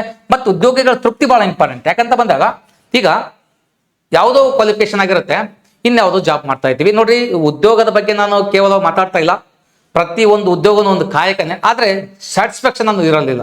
ಈಗ ಫಾರ್ ಎಕ್ಸಾಂಪಲ್ ನಾವು BEd ಮಾಡ್ಕೊಂಡಿರ್ತೀವಿ ಅಥವಾ MEd ಮಾಡ್ಕೊಂಡಿರ್ತೀವಿ ಅಥವಾ PhD ಮಾಡ್ಕೊಂಡಿರ್ತೀವಿ, ಸಬ್ಜೆಕ್ಟ್ ಅಲ್ಲಿ ಮಾಸ್ಟರಿ ಪಡ್ಕೊಂಡಿರ್ತೀವಿ. ಈ ಒಂದು ಕಾನ್ಸೆಪ್ಟ್ ಈಗ ನಾವು ಬಿ ಎಡ್ ಮಾಡ್ಕೊಂಡಿರ್ತಕ್ಕಂಥವ್ರಿಗೆ ಟೀಚಿಂಗ್ ಫೀಲ್ಡ್ ಬಹಳ ಇಷ್ಟ ಇರುತ್ತೆ. ಬಟ್ ಟೀಚಿಂಗ್ ಅಲ್ಲಿ ಕೆಲಸ ಸಿಕ್ಕಿಲ್ಲ, ಅದು ಓದಂಗಿಲ್ಲ ಚೆನ್ನಾಗಿ ಅಂತ ಬಂದಾಗ, ಅಥವಾ ನೌಕರಿ ಸಿಕ್ಕಿಲ್ಲ ಅಂದಾಗ ಇನ್ಯಾವುದೋ ಕಂಪ್ನಿಯಲ್ಲಿ ಕೆಲಸ ಮಾಡುವಂಥದ್ದು, ಗಾರ್ಮೆಂಟ್ಗಳಲ್ಲಿ ಕೆಲಸ ಮಾಡುವಂಥದ್ದು ಕೇಳ್ತೀವಿ. ಏನು ಓದಿದ್ವಿ? ಬಿ ಎಡ್ ಮಾಡ್ಕೊಂಡು ಯಾಕೆ ಇದಕ್ಕೆ ಬಂದಿವಿ? ಏನ್ ಮಾಡೋಕ್ಕಾಗಲ್ಲ, ಅನಿವಾರ್ಯ ಜೀವನ ಬದುಕಬೇಕಲ್ಲ. ಯಾಕಂದ್ರೆ ಜೀವನ ಅನ್ನೋದು ಒಂಥರ ನಿರಂತರವಾಗಿ ನೀರಿರುತ್ತೆ, ಹರ್ಕೊಂಡು ಹೋಗ್ತಾ ಇರುತ್ತೆ ಎಲ್ಲಿ ಬೇಕಲ್ಲಿ. ಹಾಗಾಗಿ ಇಲ್ಲಿ ಒಬ್ಬ ವ್ಯಕ್ತಿ ಒಂದು ಅಂದ್ರೆ ಉದ್ಯೋಗದ ಜಾಬ್ ಸ್ಯಾಟಿಸ್ಫ್ಯಾಕ್ಷನ್ ಬಹಳ ಇಂಪಾರ್ಟೆಂಟ್ ಆಗುತ್ತೆ. ಕ್ವಾಲಿಫಿಕೇಶನ್ ತಕ್ಕಂಗೆ ಜಾಬ್ ಬೇಕಾಗುತ್ತೆ. ಇಲ್ಲ ಮನುಷ್ಯ ಅತೃಪ್ತನಿರ್ತಾನೆ, ಸರಿಯಾಗಿ ಮಾನಸಿಕವಾಗಿ ಒತ್ತಡವನ್ನು ತಗೊಳಲ್ಲ ಮನುಷ್ಯ, ಮಾನಸಿಕವಾಗಿ ಮನುಷ್ಯ ರೆಡಿ ಇರಲ್ಲ, ಸುಮ್ಮನೆ ನಾಮಕಾವಸ್ಥೆಗೆ ವರ್ಕನ್ನು ಮಾಡ್ತಾ ಇರ್ತಾನೆ. ಓಕೆನಾ? ಹಾಗಾಗಿ ಅವ್ನು ಮಾನಸಿಕ ಮತ್ತೆ ಸತ್ತೋಗಿರ್ತಾನೆ. ಸುಮ್ಮನೆ ದೇಹ ಮಾತ್ರ ಕೆಲಸ ಮಾಡ್ತಾ ಇರುತ್ತೆ, ಮನಸ್ಸು ಎಲ್ಲೋ ಯೋಚನೆ ಮಾಡ್ತಾ ಇರುತ್ತೆ. ಹಾಗಾಗಿ ಇಲ್ಲಿ ಇಂಪಾರ್ಟೆಂಟ್ ನೋಡ್ಕೊಳ್ಳೋದಾದ್ರೆ ಕೆಲಸ ಸ್ಥಳದಲ್ಲಿ ಮಾನಸಿಕ ಆರೋಗ್ಯ ಬಹಳ ಇಂಪಾರ್ಟೆಂಟ್ ಆಗುತ್ತೆ. ಮತ್ತೆ ಕೆಲಸ ಮತ್ತು ಜೀವನದ ಸಮತೋಲನ ಬಹಳ ಇಂಪಾರ್ಟೆಂಟ್ ಆಗುತ್ತೆ. ಮತ್ತೆ ಹೆಚ್ಚಿನ ದಕ್ಷತೆ ಬಹಳ ಇಂಪಾರ್ಟೆಂಟ್ ಆಗುತ್ತೆ. ಅಂದ್ರೆ ಇಲ್ಲಿ ನೋಡ್ರಿ, ಉದ್ಯೋಗಿಗಳ ಆಯ್ಕೆ ಬಹಳ ಇಂಪಾರ್ಟೆಂಟ್ ಕೈಗಾರಿಕೆಗಳಲ್ಲಿ. ಅಂದ್ರೆ ಉದ್ಯೋಗಿಗಳ ಆಯ್ಕೆ ಅಂದ್ರೆ ಇಲ್ಲಿ ಯಾರನ್ನ ಆರಿಸ್ಕೋಬೇಕು? ಎಕ್ಸ್ಪೀರಿಯನ್ಸ್ ಇರುವಂತ ವ್ಯಕ್ತಿಗಳನ್ನ, ಆ ಒಂದು ಟ್ರೈನ್ ಅಪ್ ಆಗಿರುವಂತ ವ್ಯಕ್ತಿಗಳನ್ನ, ಆ ಒಂದು ಹುದ್ದೆಗೆ ಸಂಬಂಧಪಟ್ಟಂಗೆ ಟ್ರೈನ್ ಅಪ್ ಆದವ್ರನ್ನ ಕರ್ಕೋಬೇಕು. ಈ ಟೀಚಿಂಗ್ ಫೀಲ್ಡ್ ಅಂತ ಬಂದಾಗ B Ed, D Ed, M Ed ಈ ತರ MA ಈ ತರ ತಗೋಬೇಕಾಗುತ್ತೆ. ಇಲ್ಲಿ ನಾವು ಡಿಗ್ರಿ ಮುಗಿಸ್ಕೊಂಬಂದಿವಿ ಅಥವಾ ನಾವು ಡಿಪ್ಲೊಮಾ ಮುಗಿಸ್ಕೊಂಬಂದಿವಿ, ಇನ್ಯಾವುದೋ ಕೋರ್ಸ್ ಮುಗಿಸ್ಕೊಂಬಂದರೆ ಇನ್ಯಾವುದೋ ಸಬ್ಜೆಕ್ಟ್ ಅನ್ನ ಪಾಠ ಮಾಡೋದು, ಇನ್ಯಾವುದೋ ಸಬ್ಜೆಕ್ಟ್ ಅಂದ್ರೆ ಇಲ್ಲಿ ತಿಳ್ಕೊಂಡು ಪಾಠ ಮಾಡೋದು ಅದು ಬೇರೆ ವಿಷಯ. ಬಟ್ ಪರ್ಟಿಕ್ಯುಲರ್ ಆಗಿ ಆ ಸಬ್ಜೆಕ್ಟ್ ಓದ್ಕೊಂಡ್ಬಂದಿರ್ತಾರೆ, ಅವರಿಂದ ತರಬೇತಿನ ಕೊಡಿಸುವಂತ ಉದ್ಯೋಗಿಗಳ ಆಯ್ಕೆ ಬಹಳ ಇಂಪಾರ್ಟೆಂಟ್ ಆಗುತ್ತೆ. ಅದು ಇಂಪಾರ್ಟೆಂಟ್, ಇಲ್ಲಿ ಇದು ಇಂಪಾರ್ಟೆಂಟ್ ಆಗುತ್ತೆ. ನೆಕ್ಸ್ಟ್ ಬರುವಂತದ್ದು ತರಬೇತಿ ಮತ್ತು ಅಭಿವೃದ್ಧಿ ಬಹಳ ಇಂಪಾರ್ಟೆಂಟ್ ಆಗುತ್ತೆ. ಅಂದ್ರೆ ಆ ವ್ಯಕ್ತಿಗೆ ತರಬೇತಿ ಕೊಡತಕ್ಕಂಥದ್ದು, ಆ ವ್ಯಕ್ತಿಯನ್ನ ಅಭಿವೃದ್ಧಿ ಮಾಡುವಂತ ಕೆಲಸ ಇಲ್ಲಿ ಒಂದು ಕೈಗಾರಿಕೆದಲ್ಲಿ ಮಾಡ್ತಾ ಹೋಗ್ತೀವಿ. ನೆಕ್ಸ್ಟ್ ಬಂದಾಗ ಇಲ್ಲಿ ನೋಡ್ರಿ, ಕಾರ್ಯಕ್ಷಮತೆಯ ಮೌಲ್ಯಮಾಪನ ಏನಿದೆ ಅದು ಇಂಪಾರ್ಟೆಂಟ್. ಒಳ್ಳೆ ಕೆಲಸ ಆಗಿರ್ಬೋದು, ಅವುಗಳನ್ನು ಕಾರ್ಯವನ್ನು ನಾವು ಮೌಲ್ಯಮಾಪನ ಮಾಡ್ಕೋಬೇಕಾಗುತ್ತೆ, ಇವ್ಯಾಲ್ಯೂಯೇಷನ್ ಮಾಡ್ಕೋಬೇಕಾಗುತ್ತೆ. ಮತ್ತು ಉತ್ಪಾದಕತೆ ಅನ್ನೋದೈತೆ ಅಷ್ಟೇ ತುಂಬಾ ಚೆನ್ನಾಗಿ ಬರುತ್ತೆ. ಇವೆಲ್ಲವನ್ನು ಮಾಡೋದ್ರಿಂದ ಏನಾಗುತ್ತೆ, ಒಂದು ಸೈಕಾಲಜಿಯನ್ನ ಅಂದ್ರೆ ಸೈಕಾಲಜಿಯಲ್ಲಿ ನಾವು ಕೈಗಾರಿಕೆ ಮತ್ತು ಸಾಂಸ್ಥಿಕ ಮನೋವಿಜ್ಞಾನ ಓದೋದ್ರಿಂದ ನಮಗೆ ಒಬ್ಬ ವ್ಯಕ್ತಿ ಶಿಕ್ಷಕನಿಗೆ ಇದು ಬಹಳ ಇಂಪಾರ್ಟೆಂಟ್ ಆಗುತ್ತೆ. ಅಂದ್ರೆ ಒಬ್ಬ ವಿದ್ಯಾರ್ಥಿ ಅಥವಾ ಒಬ್ಬ ಶಿಕ್ಷಕ ಇವುಗಳನ್ನ ಚೆನ್ನಾಗಿ ಅರ್ಥ ಮಾಡ್ಕೊಂಡ್ರೆ ಮಾತ್ರ ಏನಾಗ್ತಾನೆ, ಮುಂದೆ ಲೈಫಲ್ಲಿ ಮುಂದೆ ಬರಲಿಕ್ಕೆ ಸಹಾಯ ಆಗುತ್ತೆ. ಬನ್ನಿ ಮುಂದೆ ಹೋಗುವಂತ ಪ್ರಯತ್ನ ಮಾಡೋಣ. ಸಮಾಲೋಚನಾ ಮನೋವಿಜ್ಞಾನ ಅಂತ ಕರ್ಕೊಳ್ತೀವಿ, ಅಥವಾ ಕೌನ್ಸಿಲಿಂಗ್ ಸೈಕಾಲಜಿ ಅಂತ ಕರ್ಕೊಳ್ತೀವಿ. ಅಂದ್ರೆ ದೈನಂದಿನ ಜೀವನದಲ್ಲಿ ಸಣ್ಣ ಪುಟ್ಟ ಸಮಸ್ಯೆಗಳು ಬರ್ತವೆ, ಮತ್ತು ಸಂಬಂಧಗಳ ನಡುವಿನ ಬಿರುಕಾಗುತ್ತೆ, ಅದ್ರ ಜೊತೆಗೆ ವೃತ್ತಿ ಮಾರ್ಗದರ್ಶನ ಬೇಕಾಗುತ್ತೆ. ಹೊಂದಾಣಿಕೆ ಸಮಸ್ಯೆಗಳನ್ನ ಬಗೆಹರಿಸಲು ಈ ಶಾಖೆ ವ್ಯಕ್ತಿಗಳಿಗೆ ಮಾರ್ಗದರ್ಶನ ನೀಡುತ್ತೆ. ಅಂದ್ರೆ ಪ್ರತಿಯೊಬ್ಬ ವ್ಯಕ್ತಿಗೆ ಏನಾಗುತ್ತೆ, ಅನೇಕ ಸಣ್ಣ ಪುಟ್ಟ ಸಮಸ್ಯೆಗಳು ಬರ್ತವೆ, ಸಂಬಂಧಗಳಲ್ಲಿ ಒಂದು ಏನಾಗ್ತವೆ, ಬಿರುಕು ಉಂಟಾಗ್ತವೆ, ಮತ್ತು ವೃತ್ತಿ ಮಾರ್ಗದರ್ಶನ ವ್ಯಕ್ತಿಗೆ ಬೇಕಾಗುತ್ತೆ. ಮತ್ತು ಇವುಗಳ ಹೊಂದಾಣಿಕೆ ಸಮಸ್ಯೆಗಳು ಬಹಳ ಇಂಪಾರ್ಟೆಂಟ್ ಆಗುತ್ತೆ. ಇವುಗಳನ್ನ ವ್ಯಕ್ತಿಗಳಿಗೆ ಮಾರ್ಗದರ್ಶನ ಮಾಡುವಂತ ಒಂದು ಕೆಲಸ ಮಾಡ್ತಕ್ಕಂಥದ್ದು ಸಮಾಲೋಚನಾ ವಿಜ್ಞಾನ, ಮನೋವಿಜ್ಞಾನ ಅಂತೇಳಿ ಇದನ್ನ ಕರ್ಕೊಳ್ತಾ ಹೋಗ್ತೀವಿ. ನೆಕ್ಸ್ಟ್ ಅಪರಾಧ ಮನೋವಿಜ್ಞಾನ ಅಂತ ಕರ್ಕೊಳ್ತೀವಿ. ಅಂದ್ರೆ ನಾವು ಕ್ರಿಮಿನಲ್ ಸೈಕಾಲಜಿ ಅಂತ ಕರ್ಕೊಳ್ತೀವಿ. ಅಂದ್ರೆ ಇಲ್ಲಿ ಇದು ಇಂಪಾರ್ಟೆಂಟ್, ನ್ಯಾಯಾಂಗಕ್ಕೆ ಬಹಳ ಇಂಪಾರ್ಟೆಂಟ್ ಆಗುತ್ತೆ. ನೋಡ್ರಿ, ಇದು ನ್ಯಾಯಾಂಗಕ್ಕೆ ವ್ಯವಸ್ಥೆಗೆ ಸಹಕಾರಿಯಾಗಿದೆ. ಹಾಗಾಗಿ ಸ್ವಲ್ಪ ಇಲ್ಲಿ ನೋಡ್ತಾ ಹೋಗೋಣ. ನಾವು ನ್ಯಾಯಾಂಗದ ಮನೋವಿಜ್ಞಾನ ಅಂತ ಕರ್ಕೊಳ್ತೀವಿ, ಅಥವಾ ಮುಖ್ಯ ಅಂಶಗಳು ನೋಡ್ರಿ. ಹಾಗಾದ್ರೆ ಅಪರಾಧಿಯ ಮನಸ್ಥಿತಿಗಳು, ಈ ಒಂದು ನ್ಯಾಯಾಂಗ ಮನೋವಿಜ್ಞಾನ ಯಾಕೆ ಬೇಕು ಅಂತ ಬಂದಾಗ, ಅಥವಾ ನಾವು ಅದನ್ನ ಅಪರಾಧ ಮನೋವಿಜ್ಞಾನ ಯಾಕೆ ಬೇಕು ಅಂತ ಬಂದಾಗ ಸ್ವಲ್ಪ ನಮ್ಗೆ ನೆನ್ಪಿಟ್ಕೊಳ್ರಿ. ಈ ಅಪರಾಧದ ಹಿನ್ನೆಲೆ ಏನು, ಯಾಕೆ ಅಪರಾಧ ಮಾಡಿದಾನೆ, ಹಿನ್ನೆಲೆಗೇನು, ಆಮೇಲೆ ಉದ್ದೇಶ ಮತ್ತು ವ್ಯಕ್ತಿತ್ವ ತನಿಖೆ ಮಾಡ್ಕೋಬೇಕಾಗುತ್ತೆ. ಯಾಕೆ ಅಪರಾಧ ಮಾಡಿದ, ಅದ್ರ ಹಿನ್ನೆಲೆ ಏನಿದೆ, ಉದ್ದೇಶ ಏನಿದೆ, ಮತ್ತು ಅದನ್ನ ತನಿಖೆ ಮಾಡ್ಕೋಬೇಕಾಗುತ್ತೆ. ಮತ್ತು ಸಾಕ್ಷ್ಯಗಳ ವಿಶ್ವಾಸಾರ್ಹತೆ ಅಂದ್ರೆ ಬಂದಾಗ ಪ್ರತ್ಯಕ್ಷದರ್ಶಿಗಳಾಗಿರ್ಬೋದು, ಹೇಳಿಕೆಗಳಾಗಿರ್ಬೋದು, ನಿಖರತೆ. ನಾವು ಕೋರ್ಟಲ್ಲಿ ನೋಡಿ ಇಂಪಾರ್ಟೆಂಟ್ ಸಾಕ್ಷಿಗಳು ಅಂತ ಕರಿತೀವಿ, ಸಾಕ್ಷಿ ನಾಶ ಅಂತ ಕರ್ಕೊಳ್ತೀವಿ, ಸಾಕ್ಷಿಗಳು ಬೇಕು ಅಂತ ಕರ್ಕೊಳ್ತೀವಿ. ಹಾಗಾಗಿ ನೋಡಿ, ಪ್ರತ್ಯಕ್ಷದರ್ಶಿಗಳ ಹೇಳಿಕೆಗಳಾಗಿರ್ಬೋದು, ನಿಖರತೆಯನ್ನ ಪರಿಶೀಲನೆ ಮಾಡೋದು. ಅಂದ್ರೆ ಏನ್ ತಪ್ಪು, ಈಗ ಒಂದು ಮಗು ಏನೋ ಪೆನ್ ಕಳು ಮಾಡುತ್ತೆ, ಅದಕ್ಕೆ ಕಾರಣ ಏನೋ, ಅಪರಾಧ ಮಾಡ್ಲಿಕ್ಕೇನೋ, ಅವನಿಗೆ ಎಕನಾಮಿಕಲಿ ಸಮಸ್ಯೆ ಇದೆನೋ, ಅಥವಾ ಏನಾದ್ರೂ ಈ ತರ ಒಂದು ಅಭ್ಯಾಸ ಮಾಡ್ಕೊಂಡಿದಾನೋ, ಅದನ್ನ ಸ್ವಲ್ಪ ನೋಡ್ಕೋಬೇಕಾಗುತ್ತೆ. ಆಮೇಲೆ ಫ್ರೆಂಡ್ಸ್ನ ಕೇಳೋದು, ಯಾಕಪ್ಪ ಈಗ ಮಾಡ್ತಾ ಇದ್ದಾನೆ, ಇವತ್ತು ಮಾಡಿದಾನ ಅಥವಾ ಮೊದಲೇ ಹೋಗಿ ಮಾಡ್ತಾ ಇದ್ದಾನ, ಯಾಕೆ ಮಾಡ್ತಾನೆ, ಇವನಿಗೆ ಎಲ್ಲ ತಿಳ್ಕೊಬೇಕು ಒಬ್ಬ ಶಿಕ್ಷಕ. ಯಾಕಂದ್ರೆ ವಿದ್ಯಾರ್ಥಿಯ ಮನಸ್ಥಿತಿಯನ್ನು ಶಿಕ್ಷಕ ಬಹಳ ಚಂದ ಅರ್ಥ ಮಾಡ್ಕೋಬೇಕಾಗುತ್ತೆ. ಪ್ರತ್ಯಕ್ಷದರ್ಶಿಗಳನ್ನ ಹೇಳಿಕೆ ನೋಡ್ಕೋಬೇಕಾಗುತ್ತೆ, ಮತ್ತೆ ಅದನ್ನ ಪರಿಶೀಲನೆ ಮಾಡ್ಕೋಬೇಕು. ಆಮೇಲೆ ನೆಕ್ಸ್ಟ್ ವಿಚಾರಣೆಯನ್ನು ಮಾಡುವಂಥದ್ದು, ಮಾನಸಿಕ ಸ್ಥಿತಿಯನ್ನ ತಿಳುವಿಕೆ ಆಳ್ವಿಕೆ ಮಾಡೋದು. ಅಂದ್ರೆ ಇಲ್ಲಿ ಮಾನಸಿಕ ಸಾಮರ್ಥ್ಯದ ಪರೀಕ್ಷೆ ಬಹಳ ಇಂಪಾರ್ಟೆಂಟ್ ಆಗುತ್ತೆ. ವಿಚಾರಣೆಯನ್ನ ಎದುರಿಸಲು ವ್ಯಕ್ತಿಯ ಮಾನಸಿಕ ಸ್ಥಿತಿ ತಿಳುವಳಿಕೆ ಅಳಿಯುವುದು. ಅಂದ್ರೆ ಒಬ್ಬ ವ್ಯಕ್ತಿಯ ಒಂದು ವಿಚಾರಣೆ ಮಾಡಿ ಆ ವ್ಯಕ್ತಿಯ ಮಾನಸಿಕ ಸ್ಥಿತಿಯನ್ನ ನಾವು ತಿಳುವಳಿಕೆ ಅರ್ಥ ಮಾಡ್ಕೋಬೇಕಾಗುತ್ತೆ. ನೆಕ್ಸ್ಟ್ ಆಮೇಲೆ ಸುಳ್ಳು ಪತ್ತೆ ಹಚ್ಚುವಿಕೆ ಅಂತ ಬರುತ್ತೆ ನೋಡ್ರಿ. ಆಮೇಲೆ ಇಲ್ಲಿ ನಾರ್ಕೋ ವಿಶ್ಲೇಷಣೆ ಅಂತ ಕರ್ಕೊಳ್ತೀವಿ. ಅಂದ್ರೆ ಇಲ್ಲಿ ಮುಂಪರು ಪರೀಕ್ಷೆ ಅಂತ ಕರ್ಕೊಳ್ತೀವಿ. ಮತ್ತು ಪಾಲಿಗ್ರಾಫ್ ತಂತ್ರಜ್ಞಾನ ಬಳಕೆ ಮಾಡ್ಕೊಂಡು ಸುಳ್ಳನ್ನು ಪತ್ತೆ ಹಚ್ಚತಕ್ಕಂಥ ಕೆಲಸ. ಮತ್ತೆ ನೆಕ್ಸ್ಟ್ ಆಮೇಲೆ ಬರುವಂತದ್ದು ಮಕ್ಕಳ ಪಾಲನೆ ಇಂಪಾರ್ಟೆಂಟ್ ಆಗುತ್ತೆ. ಇಲ್ಲಿ ನೋಡ್ರಿ, ಇಲ್ಲಿ ಮಕ್ಕಳ ಪಾಲನೆ ತಂದೆ ತಾಯಿಗಳು ತುಂಬಾ ಚೆನ್ನಾಗಿದ್ರೆ ಮಗುವಿನ ಮನಸ್ಥಿತಿ ತುಂಬಾ ಚೆನ್ನಾಗಿರುತ್ತೆ. ಈಗ ವಿಚ್ಛೇದನ ಪಡ್ಕೊಂಡಿರ್ತಕ್ಕಂಥ ತಂದೆ ತಾಯಿಗಳು, ತಂದೆ ಒಂದ್ ಕಡೆಗೆ ತಾಯಿ ಒಂದ್ ಕಡೆಗೆ, ಅದು ಮಗುವಿನ ಮನಸ್ಥಿತಿ ಮೇಲೆ ತುಂಬಾ ಎಫೆಕ್ಟ್ ಆಗುತ್ತೆ. ಹಾಗಾಗಿ ಇದು ಬಹಳ ಇಂಪಾರ್ಟೆಂಟ್ ಆಗುತ್ತೆ. ನೋಡ್ರಿ, ಆ ಒಂದು ತಂದೆ ಇಲ್ಲದ ಮಗು ಆಗಿರ್ಬೋದು, ತಾಯಿ ಇಲ್ಲದ ಮಗು ಆಗಿರ್ಬೋದು, ತಂದೆ ತಾಯಿ ಇಲ್ಲದ ಮಗು ಆಗಿರ್ಬೋದು, ಆ ಅಣ್ಣ ತಮ್ಮ ಮಗು ಆಗಿರ್ಬೋದು, ಅವನ ಮನಸ್ಸಲ್ಲಿ ಇರುವಂತ ಒಂದು ವಿಷಯಗಳನ್ನ ನಾವು ಅಂದ್ರೆ ಆ ಮಗುವಿನ ಮಾನಸಿಕ ಹಿತದೃಷ್ಟಿ ಇದೆಯಲ್ಲ ಅದನ್ನ ಚೆನ್ನಾಗಿ ಅರ್ಥ ಮಾಡ್ಕೋಬೇಕಾಗುತ್ತೆ ಒಬ್ಬ ಶಿಕ್ಷಕ. ನೆಕ್ಸ್ಟ್ ಪುನರ್ವಸತಿಯನ್ನು ಕಲ್ಪಿಸ್ತಕ್ಕಂಥದ್ದು, ಅಂದ್ರೆ ಕೈದಿಗಳನ್ನು ತಿದ್ದುಪಡಿ ಮಾಡ್ತಕ್ಕಂಥದ್ದು. ಆಮೇಲೆ ನೆಕ್ಸ್ಟ್ ತಮ್ಮ ಸಮಾಜಕ್ಕೆ ಮರು ಸೇರ್ಪಡೆಯಾಗುವಂತ ಯೋಜನೆ ಮಾಡ್ತಕ್ಕಂಥದ್ದು. ಇದು ಏನಾಗುತ್ತೆ, ನ್ಯಾಯಾಂಗ ಮನೋವಿಜ್ಞಾನದ ಪ್ರಮುಖ ವಿಷಯ ಅಂತ ಕರ್ಕೊಳ್ತಾ ಹೋಗ್ತೀವಿ. ಆ ಮನೋವಿಜ್ಞಾನದ ತತ್ವಗಳನ್ನ ಕಾನೂನು ಮತ್ತು ನ್ಯಾಯಾಂಗದ ವ್ಯವಸ್ಥೆಗೆ ಅನ್ವಯ ಮಾಡ್ಕೊಳ್ತಕ್ಕಂಥ ಒಂದು ಕಾನ್ಸೆಪ್ಟ್ ಅಂತ ಕರ್ಕೊಳ್ತೀವಿ. ಹಾಗಾದ್ರೆ ನೆಕ್ಸ್ಟ್ ಇದು ಆರೋಗ್ಯ ಮನೋವಿಜ್ಞಾನ ಅಂತ ಕರ್ಕೊಳ್ತೀವಿ. ಹೆಲ್ತ್ ಸೈಕಾಲಜಿ ಅಂತ ಕರ್ಕೊಳ್ತೀವಿ. ಯಾವ ಸೈಕಾಲಜಿ? ಹೆಲ್ತ್ ಸೈಕಾಲಜಿ ಅಂದ್ರೆ ಏನಿಲ್ಲ, ಶಾರೀರಿಕ ಕಾಯಿಲೆಗಳು ಮಾನಸಿಕ ಸ್ಥಿತಿಗಳ ನಡುವಿನ ಸಂಬಂಧವನ್ನ ವಿವರಣೆ ಮಾಡ್ತಕ್ಕಂಥದ್ದು. ಉದಾಹರಣೆಗೆ ಒತ್ತಡ ಆಗಿರ್ಬೋದು, ಹೃದಯ ಸಂಬಂಧಿ ಕಾಯಿಲೆಗಳಾಗಿರ್ಬೋದು, ಇವು ಹೇಗೆ ಮನುಷ್ಯನ ಒಂದು ಕಾರ್ಯವನ್ನ ಅಂದ್ರೆ ಇವು ಕಾಯಿಲೆಗಳಿಗೆ ಹೇಗೆ ಕಾರಣವಾಗುತ್ತವೆ ಅಂತ ಎಂಬುದನ್ನ ಅಧ್ಯಯನ ಮಾಡ್ತೀವಿ. ಏನಿಲ್ಲ, ಬಹಳ ಸಿಂಪಲ್ ಇದೆ. ಶಾರೀರಿಕ ಕಾಯಿಲೆಗಳು, ಮಾನಸಿಕ ಸ್ಥಿತಿಗತಿಗಳು. ನಮ್ಮ ಫಿಸಿಕಲಿ ನಾವು ತುಂಬಾ ಚೆನ್ನಾಗಿದ್ರೆ ಮಾನಸಿಕ ಸ್ಥಿತಿಗತಿಗಳು ತುಂಬಾ ಚೆನ್ನಾಗಿರ್ತವೆ. ಇವು ಸಂಬಂಧವನ್ನ ವಿವರಿಸ್ತಾ ಮಾಡ್ತಕ್ಕಂಥದ್ದು. ಈಗ ಫಾರ್ ಎಕ್ಸಾಂಪಲ್ ನನಗೆ ಕೈಗೆ ಗಾಯ ಆಗಿದೆ ಅನ್ಕೊಳ್ರಿ. ಕೈಗೆ ಗಾಯ ಆದ್ರೆ ನಾನು ಇಲ್ಲಿ ಬರೆಯಕ್ಕೆ ತುಂಬಾ ಕಷ್ಟಪಡ್ತೀನಿ. ಯಾಕಂದ್ರೆ ನನ್ನ ಮನಸ್ಸು ಯೋಚನೆ ಮಾಡುತ್ತೆ ನೆಕ್ಸ್ಟ್ ಅಕ್ಷರ ಹೋಗಿ ಒತ್ತಡ ಎಂಬ ಅಕ್ಷರಕ್ಕೆ ನಾನು ಹಿಂಗೆ ಅಂಡರ್ಲೈನ್ ಮಾಡಕ್ ಆಗ್ತಾ ಇಲ್ವಲ್ಲ. ಯಾಕೆಂದ್ರೆ ಮನಸ್ಸು ಸತಿ ಯೋಚನೆ ಮಾಡುತ್ತೆ. ಶಾರೀರಿಕ ಕಾಯಿಲೆ ಇದ್ರೆ ಮನಸ್ಸು ಸರಿಯಾಗಿ ಕೆಲಸ ಮಾಡಲ್ಲ, ಬಹಳ ಇಂಪಾರ್ಟೆಂಟ್ ಆಗುತ್ತೆ. ಇವು ಸಂಬಂಧಗಳ ಕಾಯಿಲೆಗಳಿಗೆ ಹೇಗೆ ಕಾರಣ ಆಗುತ್ತೆ ಅನ್ನೋದನ್ನ ನಾವು ಬಹಳ ಚಂದ ಅಧ್ಯಯನ ಮಾಡ್ತೀವಿ. ನಾವು ಆರೋಗ್ಯ ಮನೋವಿಜ್ಞಾನ ಅಂತೇಳಿ ಇದನ್ನ ಕರಿತಾ ಹೋಗ್ತೀವಿ. ಬಹಳ ಚೆನ್ನಾಗಿದೆ, ತುಂಬಾ ಚಿತ್ರ ತುಂಬಾ ಅದ್ಭುತವಾಗಿತ್ತು. ನೋಡಿ ಇಲ್ಲಿ ಇಂಪಾರ್ಟೆಂಟ್ ಆಗಿ ಬಯೋಸೈಕಾಲಜಿಸ್ಟ್ ನೋಡ್ರಿ, ಇದು ಬಯೋ ಸೈಕೋಸಿಯಲ್ ಮಾದರಿ ಅಂತ ಕರ್ಕೊಳ್ತೀವಿ. ಅಂತ ಬಂದಾಗ ಇದು ಜೈವಿಕ, ಮಾನಸಿಕ ಮತ್ತು ಸಾಮಾಜಿಕ ಅಂಶಗಳು ಆರೋಗ್ಯ ಮತ್ತು ಕಾಯಿಲೆಗಳ ಮೇಲೆ ಹೇಗೆ ಪ್ರಭಾವ ಬೀರುತ್ತವೆ ಅನ್ನೋದು ನಾವು ಅಧ್ಯಯನ ಮಾಡ್ತಾ ಹೋಗ್ತೀವಿ. ಅಂದ್ರೆ ಇಲ್ಲಿ ಮನಸ್ಸಿನ ಮೆದುಳಾಗಿರ್ಬೋದು, ಆಮೇಲೆ ಇಲ್ಲಿ ಒಬ್ಬ ವ್ಯಕ್ತಿ ಆಗಿರ್ಬೋದು, ಇವೆಲ್ಲ ಫಿಸಿಕಲಿ ಎಫೆಕ್ಟ್ ಆಗಿರುವಂತ ಮನಸ್ಸಿನ ಎಫೆಕ್ಟಿಗೆ ಯಾವ ರೀತಿ ಚೇಂಜ್ ಮಾಡ್ತವೆ ಅಂತ ನೋಡ್ಕೊಳ್ತಾ ಹೋಗ್ತೀವಿ. ಆರೋಗ್ಯದ ಉತ್ತೇಜನ ಕೊಡ್ತಕ್ಕಂಥದ್ದು ನೋಡ್ರಿ, ಇಲ್ಲಿ ಆರೋಗ್ಯದ ಉತ್ತೇಜನ ಕೊಡ್ಬೇಕಾಗತ್ತೆ ಮಗುವಿಗೆ. ಅದಾದ್ಮೇಲೆ ನೋಡೋಣ, ಒತ್ತಡ ಇದೆ ಇಲ್ಲಿ ಮಗುವಿಗೆ. ಇಲ್ಲಿ ಒತ್ತಡ ಅಂತ ಬಂದಾಗ ಯಶಸ್ವಿ ಆವಾಸಗಳು ಮಾಡ್ಕೋಬೇಕಾಗತ್ತೆ ಮನುಷ್ಯನಿಗೆ. ಆಮೇಲೆ ಇಲ್ಲಿ ರನ್ನಿಂಗ್ ಮಾಡ್ಬೇಕಾಗತ್ತೆ, ಬೆಳಿಗ್ಗೆ ಯೋಗ ಮಾಡ್ಬೇಕಾಗತ್ತೆ, ಒಳ್ಳೆ ಪರಿಸರವನ್ನು ನೋಡ್ಕೋಬೇಕಾಗತ್ತೆ ಮಗು. ಅವಾಗ ಏನಾಗುತ್ತೆ, ಒತ್ತಡದ ಪರಿಣಾಮ ಮನುಷ್ಯನಿಗೆ ಈಸಿ ಆಗುತ್ತೆ. ಒತ್ತಡದಿಂದ ಉಂಟಾಗುವ ಕಾಯಿಲೆಗಳಿಗೆ ತಡೆಗಟ್ಟುವ ಒಂದು ಒಳ್ಳೆ ನಿರ್ಧಾರ ಅಂತೇಳಿ ಇದನ್ನ ಕರಿತಾ ಹೋಗ್ತೀವಿ. ಆಮೇಲೆ ನೆಕ್ಸ್ಟ್ ಇದಾದ್ಮೇಲೆ ಸಮತೋಲನ ಆಹಾರ ಬಹಳ ಇಂಪಾರ್ಟೆಂಟ್ ಆಗುತ್ತೆ ಮನುಷ್ಯನಿಗೆ. ಯಾಕೆ ಅಂತ ಬಂದಾಗ ನಿಯಮಿತ ವ್ಯಾಯಾಮ ಆಗಿರ್ಬೋದು, ಉತ್ತಮ ನಿದ್ದೆ ಬೇಕಾಗುತ್ತೆ ಮನುಷ್ಯನಿಗೆ, ನಡವಳಿಕೆಗಳನ್ನು ಅಳವಡಿಸಿಕೊಳ್ತಕ್ಕಂಥ ಒಂದು ಕೆಲಸ ಆಗುತ್ತೆ. ನೆಕ್ಸ್ಟ್ ಇಲ್ಲಿ ನೋಡಿ ನಿಮಗಿದೆ, ಕಾಯಿಲೆಗಳನ್ನ ತಡೆಗಟ್ಟೋದು ಹೇಗೆ ಹಾಗಾದ್ರೆ, ಧೂಮಪಾನ ಮತ್ತು ತ್ಯಾಗವನ್ನ ನಾವು ಬ್ಯಾನರ್ಗಳನ್ನ ಹಾಕಬೇಕಾಗುತ್ತೆ, ಮದ್ಯಪಾನ ನಿಯಂತ್ರಣವನ್ನು ಮಾಡ್ಕೋಬೇಕಾಗುತ್ತೆ, ಅತಿಯಾದ ಆಹಾರ ಸೇವನೆಯಿಂದ ಸಹಿತ ಆರೋಗ್ಯವನ್ನು ಹಾಳು ಮಾಡುತ್ತೆ, ಕೆಟ್ಟ ಅಭ್ಯಾಸಗಳನ್ನ ಬಿಡಿಸುವುದರಿಂದ ದೀರ್ಘಕಾಲದ ಕಾಯಿಲೆಗಳನ್ನ ತಡೆಗಟ್ಟಬಹುದು. ಕೆಲವೊಂದು ದೀರ್ಘಕಾಲದ ಕಾಯಿಲೆ ಇರ್ತಾವಲ್ಲ, ಫಾರ್ ಎಕ್ಸಾಂಪಲ್ ಡ್ರಿಂಕ್ ಮಾಡ್ತಕ್ಕಂಥದ್ದು ನೋಡ್ರಿ, ಇಲ್ಲಿ ಸ್ಮೋಕ್ ಮಾಡ್ತಕ್ಕಂಥದ್ದು, ಡ್ರಿಂಕ್ ಮಾಡ್ತಕ್ಕಂಥದ್ದು, ಆಮೇಲೆ ಅತಿಯಾದ ಆಹಾರ ಸೇವನೆ, ಇವೆಲ್ಲ ಒಂದು ಕೆಟ್ಟ ಕಾಯಿಲೆಗಳು ಇದ್ದಂಗೆ. ಇವುಗಳನ್ನ ನಾವೇನ್ ಮಾಡ್ಕೋಬೇಕಾಗತ್ತೆ, ಇವನ್ನ ಕೆಟ್ಟ ಅಭ್ಯಾಸಗಳನ್ನ ಬಿಡಿಸ್ಬೇಕಾಗತ್ತೆ, ದೀರ್ಘಕಾಲದ ಕಾಯಿಲೆಗಳಿಗೆ ಪರಿಹಾರವನ್ನ ಕಂಡುಹಿಡ್ಕೋಬೇಕಾಗತ್ತೆ. ಶಿಕ್ಷಕ ಇವನ್ನೆಲ್ಲವನ್ನ ಒಂದೊಂದೇ ಅಬ್ಸರ್ವ್ ಮಾಡ್ಕೊಂಡು ಆ ಶಿಕ್ಷಕ ಮಗುವಿನ ಒಂದು ಸರಿಯಾದ ಚಿಕಿತ್ಸೆಯನ್ನ ಕೊಡ್ತಕ್ಕಂಥ ಕೆಲಸ ಶಿಕ್ಷಕ ಮಾಡ್ಕೋಬೇಕಾಗತ್ತೆ. ಬನ್ನಿ ಮುಂದಿನ ವಿಷಯಕ್ಕೆ ಹೋಗೋಣ. ಹಾಗಾಗಿ ನೋಡ್ರಿ, ಕ್ರೀಡಾ ಮನೋವಿಜ್ಞಾನ ಇದೆ, ಮಾನಸಿಕ ದಕ್ಷತೆ ಮತ್ತು ಕ್ರೀಡಾ ಪ್ರದರ್ಶನ ಅಂತ ಇದೆ. ಅಂದ್ರೆ ಇಲ್ಲಿ ಒಬ್ಬ ವಿದ್ಯಾರ್ಥಿಗೆ ಕ್ರೀಡೆ ಅನ್ನೋದು ಬಹಳ ಇಂಪಾರ್ಟೆಂಟ್ ಆಗುತ್ತೆ. ಯಾಕೆ ಅಂದ್ರೆ ಕ್ರೀಡೆಯಿಂದ ಮನುಷ್ಯನ ಮನಸ್ಸು ಕಂಪ್ಲೀಟ್ ಚೇಂಜ್ ಆಗುತ್ತೆ, ಮನುಷ್ಯನ ವಾತಾವರಣ ಚೇಂಜ್ ಆಗುತ್ತೆ, ಫಿಸಿಕಲ್ ಕಂಡೀಷನ್ ಚೇಂಜ್ ಆಗುತ್ತೆ.